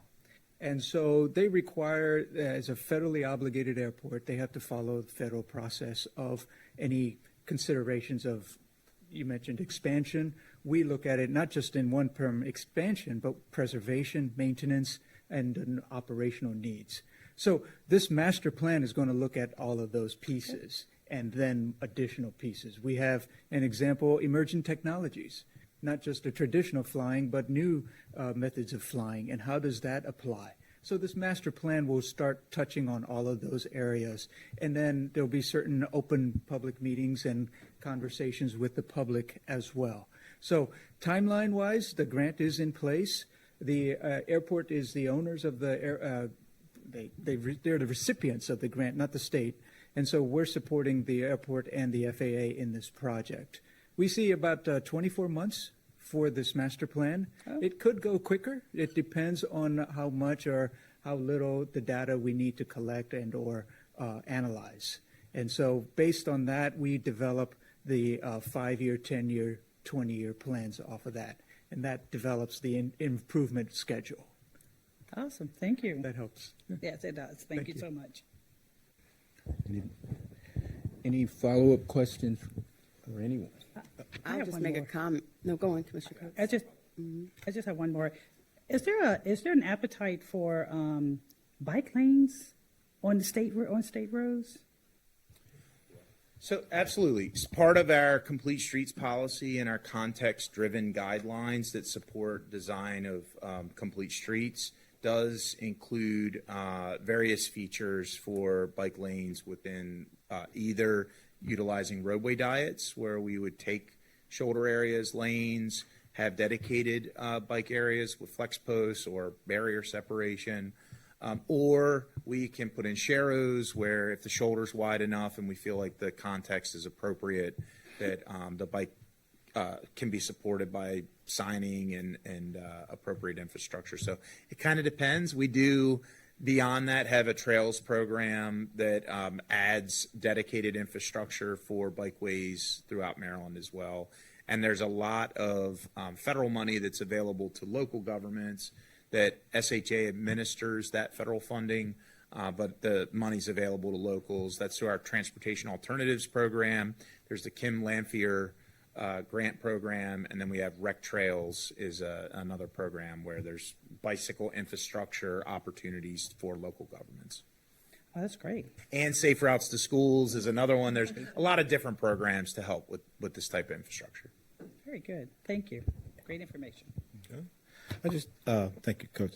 I did have a follow-up question for Mr. Slonky. Good to see you again. UAV implementation and applications at the Maryland airport. Has there been any advances in or any sort of new information that you'd be willing to share? Every time I look at Georgia, I remind myself of a Tri-County meeting, and they had a great presentation about how unmanned aerial vehicles is UAVs and how that can be used to sort of reach our residents who are in more remote areas or areas that are underserved. And so I just wanted to know if there was any sort of implementations or sort of new innovations in that area that we could take advantage of. Innovations, Commissioner. Thank you for that. And I'll be brief because this topic we can talk almost all afternoon, certainly, and on the side. But the emerging technology solutions provide for first responder solutions and, like you said, medical assistance for rural communities. That idea, that solution is not new. That's actually being looked at nationwide. And we actually have a pilot project with our University of Maryland folks down in St. Mary's County right now. They're looking at that as well. Once that testing is done, the question next is really for the application to be put into practice. And for that to occur, really, it will have to be from a provider, a user, defining is it better to move, say, pharmacies on the ground or from the air to the rural communities. That's a brief example of it. The challenge for us in this area is our airspace. And frankly speaking, because of the proximity to the DC, we have a tight, restricted security airspace. And so that's some of the burdens. But from a technology point of view, from a proving of concept point of view, there are already concepts proven and others that are being proven as we speak. Thank you very much. I just wanted to, thank you, Commissioner Collins. I just wanted to go back to the conversation we were saying about changing a light or making it accessible. You have to acquire property sometimes. And so I just wanted to thank you for the work you did at the 228 Western Parkway. I know it took a lot of time. I had a lot of negative comments regarding the length of time it took to get that intersection completed. But now people are able to cross safely in both directions. I understood that the holdup in that one, Commissioner Coates, was Wawa. They weren't being very responsive to the state about the land that was needed, but you hung in there and got it done, and it looks nice. So thank you so much. There was one, I'm sorry, Commissioner Collins, there was one other thing about the, I know it's a 210 commuting bus, the W9 or the bus, some type of transportation, commuting transportation. That's what it was when we talked about 210. I knew it was something else. So I just want to clarify, you're looking for an additional commuter bus on 210? Yeah, that's actually part of WMATA. Got it. Okay, so you're asking for, Or it could be MTA too. It could be MTA too. I may need to just Right. get with George after. It could be MTA also. You need a mic. You need a mic. Right. This was a weird situation that took place many years ago. It was a WMATA bus, the W19, but it was funded by MTA. Don't know how that worked out, but then, of course, when National Harbor came along and it got busier, there was no stipulation of how they could spend that money. So when they wanted to create a route from Alexandria to National Harbor, they took your W19. So there's only two solutions here. One is the ridership numbers down there just doesn't make sense for MTA to bring a commuter bus down there. Second, where do the vehicles park? We need a park and ride location, but what you don't want to hear, county commissioners, are the real solution is to become a member of WMATA, and you'll get your Metro bus back down there. That's the only other solution. And as far as the ferry, I don't know. it's happening in St. Mary's and Calvert as I heard. yes. Okay, that is, but they have their sites that they're not promoted as a commuter ferry. It is a tourist. Right. Okay, and that is going to happen. As we know, Peggy Teal from NVRC, the Northern Virginia Region Commission, has retired last year. So I have not seen any activity regarding the ferry on the Potomac since her retirement. Oh. I hope that helped. It did, but we still need another mode of transportation. And I'll note that I'll be happy to follow up with George and see what possibilities there are, and we'll make sure that we follow up with you. So I appreciate that feedback. Thank you. Even if it's van share, ride share, something I can get my folks. Oh, see, look at this. George is going to run it, I think is what we just did. This is good news because this goes back to Delegate Patterson about the commuter choice van pool program, which is offered $500. I just started one coming from Charles County, going to Baltimore. So our residents in Southern Maryland can utilize that van pool incentive. See? I, at the Tri-County Council, offer a van pool incentive program as well. Used to be $350 a month. I had to cut it back to $300 because, as you know, that money came from the RMC, Rural Maryland Council, and they took a major hit this year in Annapolis. And so I do offer a van pool. I just don't have the budget money that MDOT's got to advertise as much. But I do put it out there, and people are aware of it. And Enterprise, Commute with Enterprise works with me very closely. And I've got 13 already coming out of Charles County. Thank you, George. Fix it, George. With George on social media. Thank you. Secretary Biddle, The tenor of the meeting today is vastly different than the tenor of our meeting last year, to say the least. We stand totally committed to SMRT as our priority transportation initiative. In closing out, I did want to provide an opportunity for Mr. Jason Groff to give a few comments, and I understand that former Commissioner Gary Hodge is on as well, and we will close out after both of them speak. Good afternoon. Thanks for your patience. I know we have a lot to talk about, and we really appreciate you all being here to talk to us, to give us feedback on where things are at the state level and understanding where your programming is. I know it's not been easy from a budget standpoint, and we appreciate your continued commitments to us. First thing I want to say, and I'll say it to Chrissy, is I was in and out of the MVA with a driver's license renewal in 5 minutes. So I beat your time. I beat your time. But unfortunately, this is my first driver's license. It requires me to wear glasses to drive, and I'm not happy about that. So just the way it goes. All right. So obviously, SMRT is our number one transportation priority. If we had to pick our favorite child, that's where it lies, and you'll see that in our letter.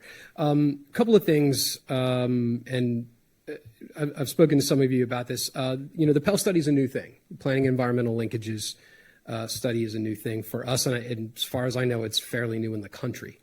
So it's you have a great team on it. I would say that the main consultant on it is the same one that was on the 2017 alternatives analysis, and they are top notch, doing a great job.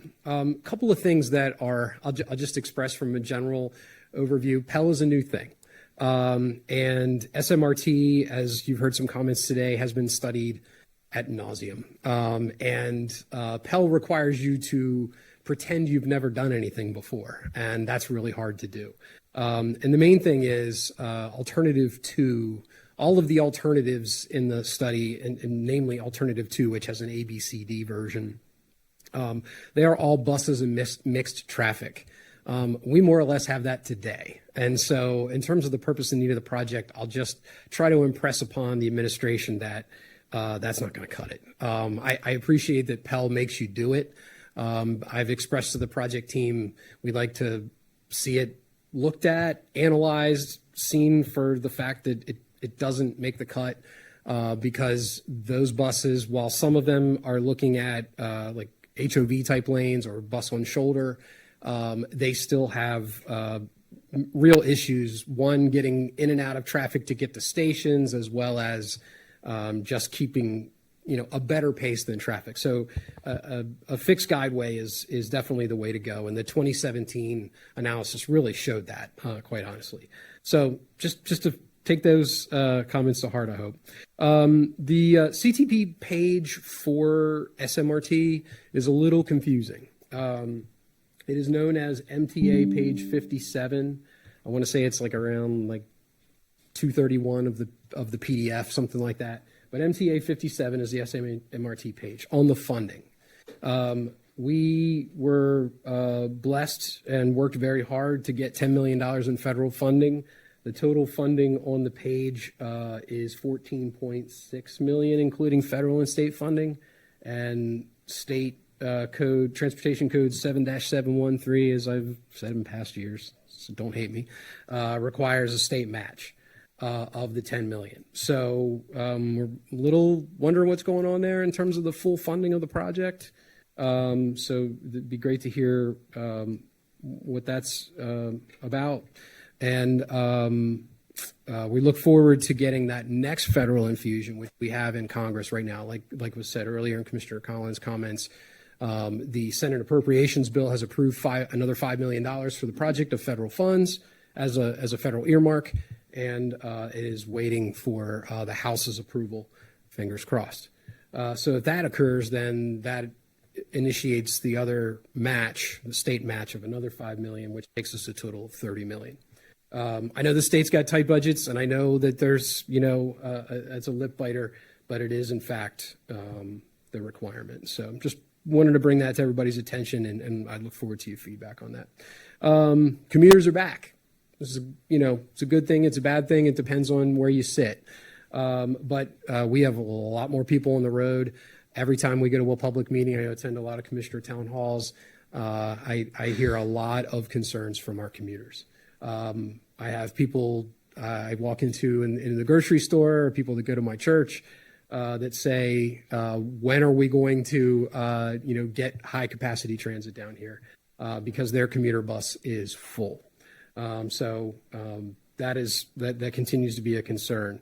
And roadway expansion is a really tough thing. A lot of right-of-way acquisition needed for that kind of thing, and as soon as you build it, it fills up like that. No offense, Will. The SMRT project does so many things that can be within most of existing right-of-way. So want to just emphasize that. Land use, county's doing their part. We rezoned the entire Waldorf corridor from the top to the bottom in terms of the transit corridor in 2010. And things take time. You can't just zone it and they will come. We have numerous infrastructure projects to support it, but we literally have several high-density projects coming out of the ground in 2026. So I just want you to know that we are definitely doing our part towards transit-oriented development. The Waldorf Station project is evident when you leave here crossing from Charles County into Prince George's County, you'll see the multifamily project to your right. I can't miss it. And we have several more like that coming, as well as other supporting services and retail and so on. Maryland 5 business streetscape and roadway reconstruction. Again, to help bolster our redevelopment corridor, Maryland 5 Leonardtown Road is the east-west connection to the Old Washington Road corridor. And we are very thankful for the feasibility study that just got funded through a TAP grant that we filed with your office. So we are very appreciative of that. It was over $100,000. I'm not sure I heard anybody mention that. Maybe I missed it, but you should definitely pat yourselves on the back for that. And we are looking forward to working with you guys. That is to essentially determine the design of what it should be through there, because we're getting a lot of development attention. That is a corridor that is eligible for LIHTC funding for affordable housing. And we have a lot of interest in that area. And so making sure that these developers build the appropriate complete street elements. And that's why we apply for that grant, to make sure that we get that right. But we are looking, you'll see in our priority letter that we also have a project in there for road reconstruction and streetscape of the Maryland 5 business corridor. Let's see, I mentioned the TAP grant. US 301 at Smallwood Drive crossing. I know that is in the works right now, and I know Karen and Kim have been very helpful there. That is our highest pedestrian crossing of US 301. It's also one of the widest sections of US 301, so it is quite a lift to get from one side to the other, so that pedestrian crossing is critical. So we appreciate that it's in design. We really look forward to seeing it move forward to construction. And we have many other pedestrian crossing areas to look at as well along US 301. We're striving to transform our activity centers like Waldorf, and these walkable, making the crossings walkable is a huge factor for us. Signal synchronization and intersection analysis. Commissioner Stewart talked earlier about several of these crossing areas and the way the traffic signals affect the flow of things.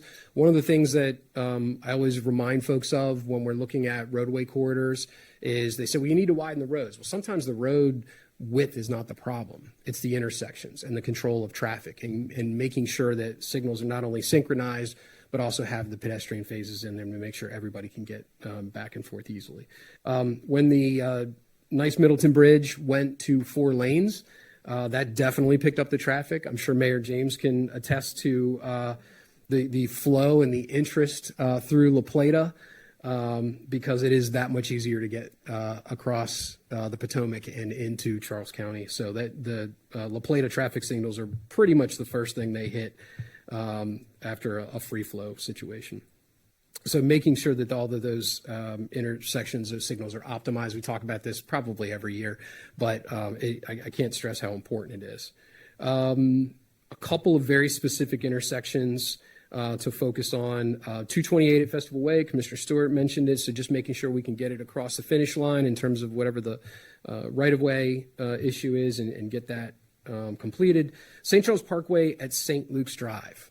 This is a county road on a county road, but in our partnership with SHA to administer signal design approval and signal when it's constructed signal inspections, because the county doesn't have that technical ability. So we work with State Highway. We had agreement with State Highway, again, for the technical design review of traffic signals and for the inspections.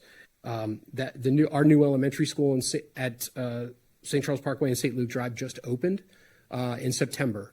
And folks getting in and out of there, mainly during school hours, is a critical item. I know that the signal has been approved and was just getting final signatures and so on. But I just ask that anything that can be done to expedite that, moving for our school system to build it for construction is really greatly appreciated. And then finally on signals, St. Charles Parkway at DeMar and Billingsley at St. Martin's Drive. So again, St. Charles Parkway at DeMar Road and Billingsley at St. Martin's Drive. It's two ends of a brand new mixed-use shopping center that's going in. The developer's paying for the signals and so on. I believe the Billingsley at St. Martin's signal has been approved. We asked that SHA take another look, and I'm happy to coordinate offline at the St. Charles Parkway at DeMar signal. It wasn't warranted the first time it was looked at. It was close, but it wasn't necessarily tripping the necessary thresholds. I think we ought to look at that one more time because we've had several accidents there lately. And again, this is a county road on a county road, but we need SHA's approval in order to get the signal through. So I ask that we work together and look at that one more time. And then finally, well, actually, I'd take that back. Not finally. I wrote some additional notes. I apologize. Really quickly, locally operated transit service, many thanks to Travis and all his good work to help us with our locally operated transit service known as Van Gogh. We have a transit operation and maintenance facility that is got most of its funding. We're continuing to seek the balance of what's missing. We ask that the state and federal monies hold on just a little bit longer for us while we fill that funding gap, because this is a heck of an opportunity to bring a really necessary facility to Charles County. And so we have a federal grant application in right now to try to fill that gap. Hopefully we'll find out very, very soon. I already mentioned my thanks to Chrissy and how quick I got my license. I just wanted to give a shout out to MVA. Commissioner Bowling made a comment earlier about SMRT riders.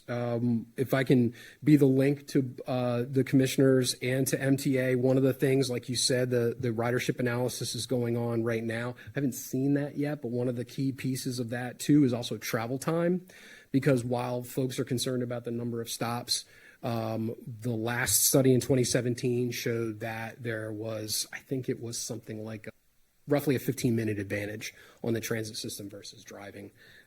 So something to, it's probably going to be bigger now. So we'll certainly see more as it comes out of that. Maryland 231 was mentioned earlier, that travel corridor that has been in our transportation priority letter for probably a decade. It's changed forms a couple of times, but one of the big things about 231 is travel demand management. It is a 2-lane road with a lot of volume on it, but one of the things that slows people down is there's a lot of turning movements on and off the road. And so every time somebody puts their left turn signal on that road to make a turn onto a neighboring street, it really does, it backs things up. So looking at those key intersections is really what we're focused on and what we need some help with from State Highway. We work with our partners in Calvert all the time because that road goes across the bridge on the Patuxent, goes into Calvert. They have the exact same thing in their letter. So we look forward to seeing what we can do to make that a better flowing situation. And then finally, 227 at Billingsley, I believe Commissioner Coates mentioned this. I've got it up on my screen right now, the aerial. 227 and Billingsley, there's a lot of traffic that wants to use Billingsley. There's a lot of residential neighborhoods down there. It's also a connection between two activity centers in Charles County, Bryan's Road and Waldorf. And so cars do back up as they're trying to turn left from 227 onto Billingsley, and there's not a whole lot of a turn lane there. It's pretty short.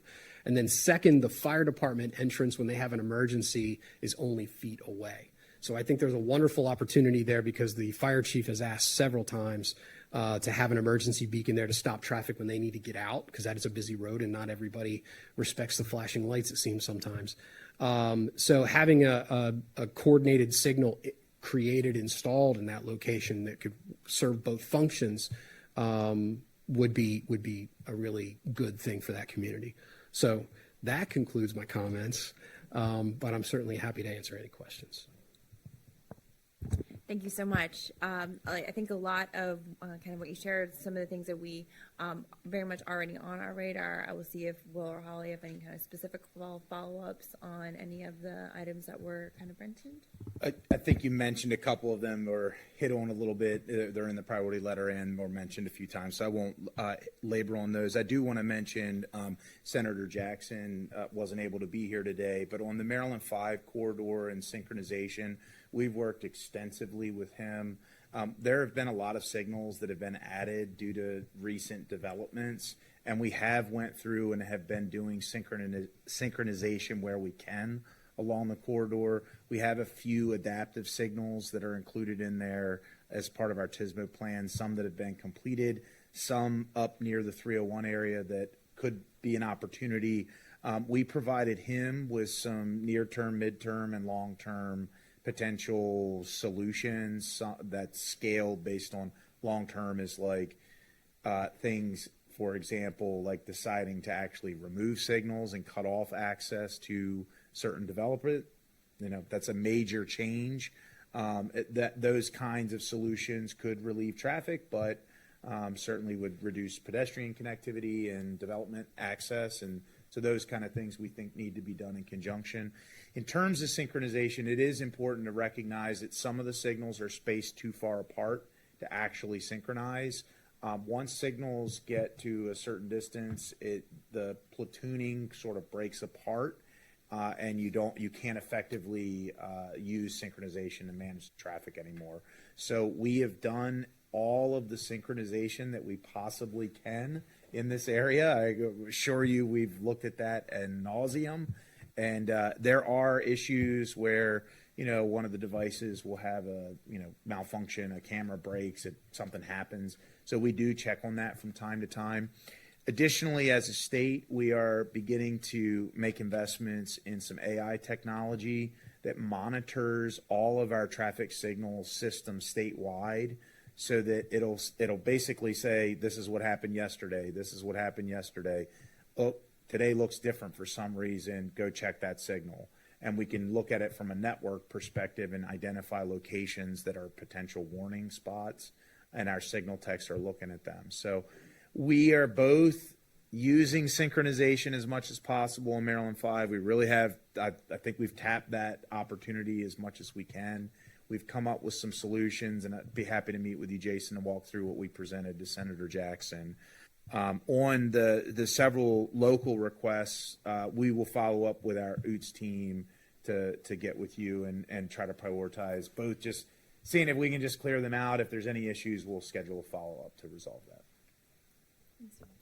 Yeah, and the only thing I want to add on the SMRT page, we are committed to working with you and finalizing NEPA.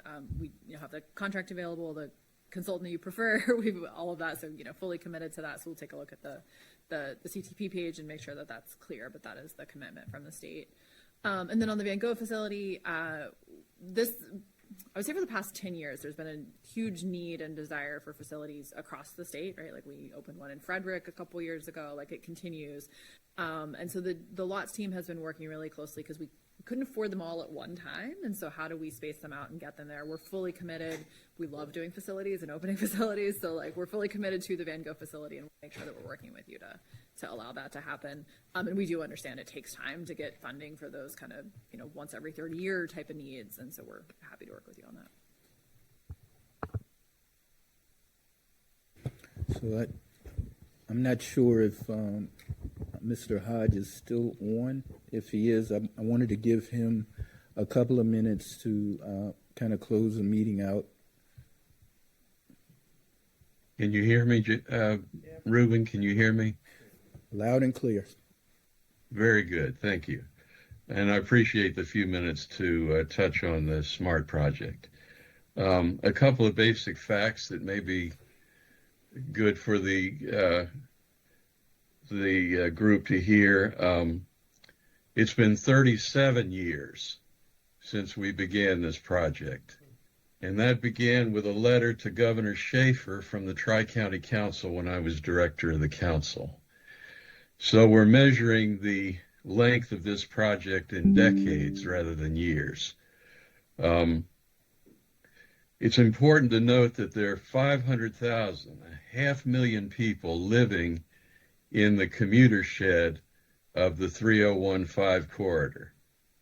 And I just, as a footnote, would mention that every city and region in Europe has a superb light rail system operating and offer tremendous lessons learned and opportunities to glean their knowledge on building cost-effective, fast, safe tram and light rail systems. If anyone would like to organize a fact-finding mission to visit some of those places, I'd be happy to assist with that. We are in the 3015 corridor, said to be the most gridlocked and congested corridor in America. So this is a huge problem, and the only means that we can see of cutting through that gridlock and congestion is a light rail system.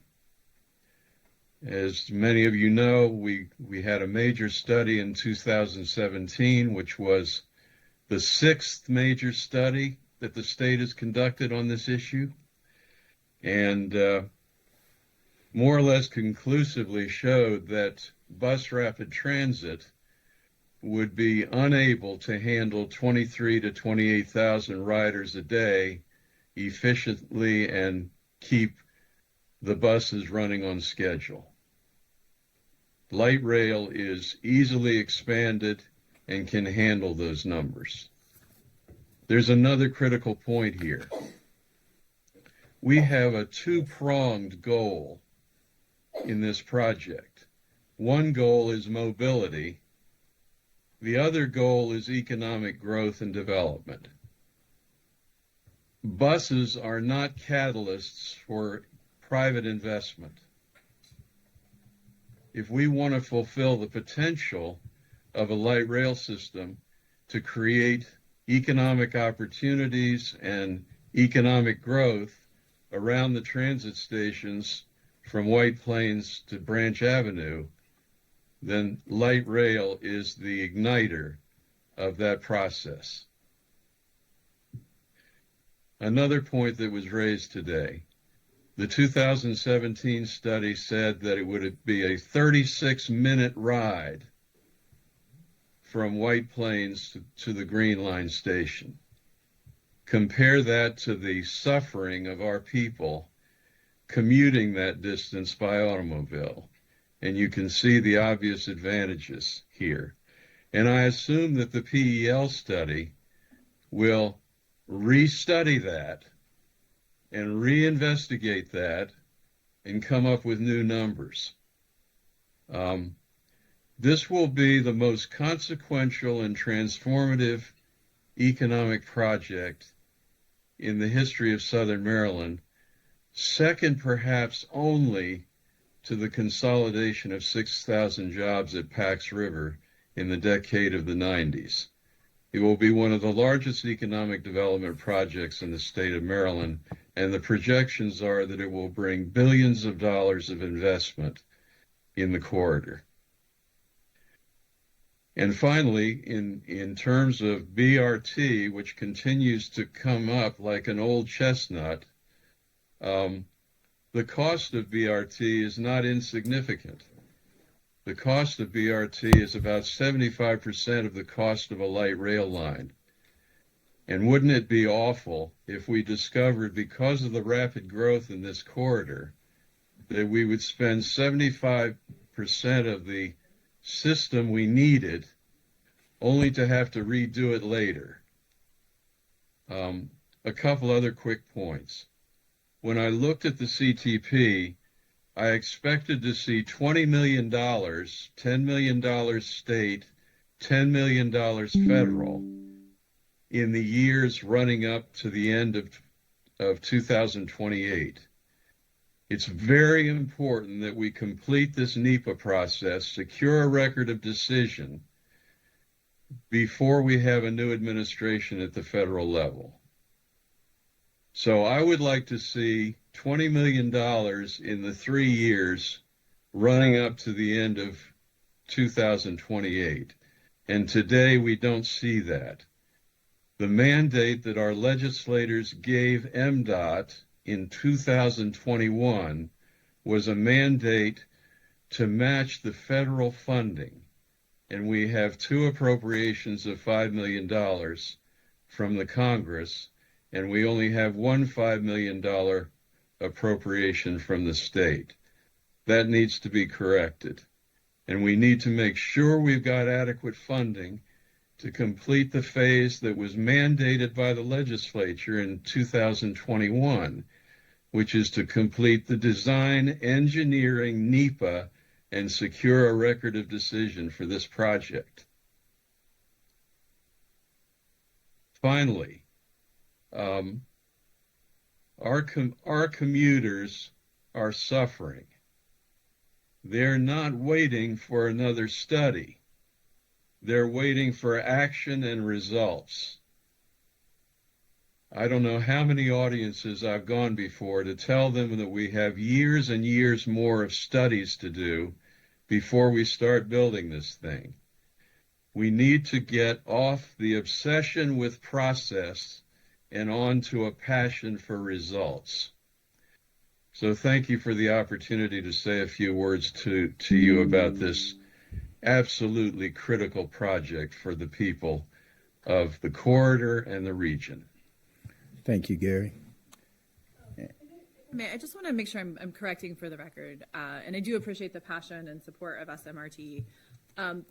We spent $5 million last year, which is why you're seeing 15 instead of 20, because we did move forward very quickly and spent the money. So I just want to make sure I'm correcting that the funding has been fully allocated. It is there. We are fully committed to finishing NEPA and working with you guys on that. So I just want to make sure that we've corrected that. So any further comments, questions? If not, Madam Secretary, thank you so much. I mean, this was an outstanding meeting, very informative, and if you hadn't heard it before, SMRT. Thank you all so much.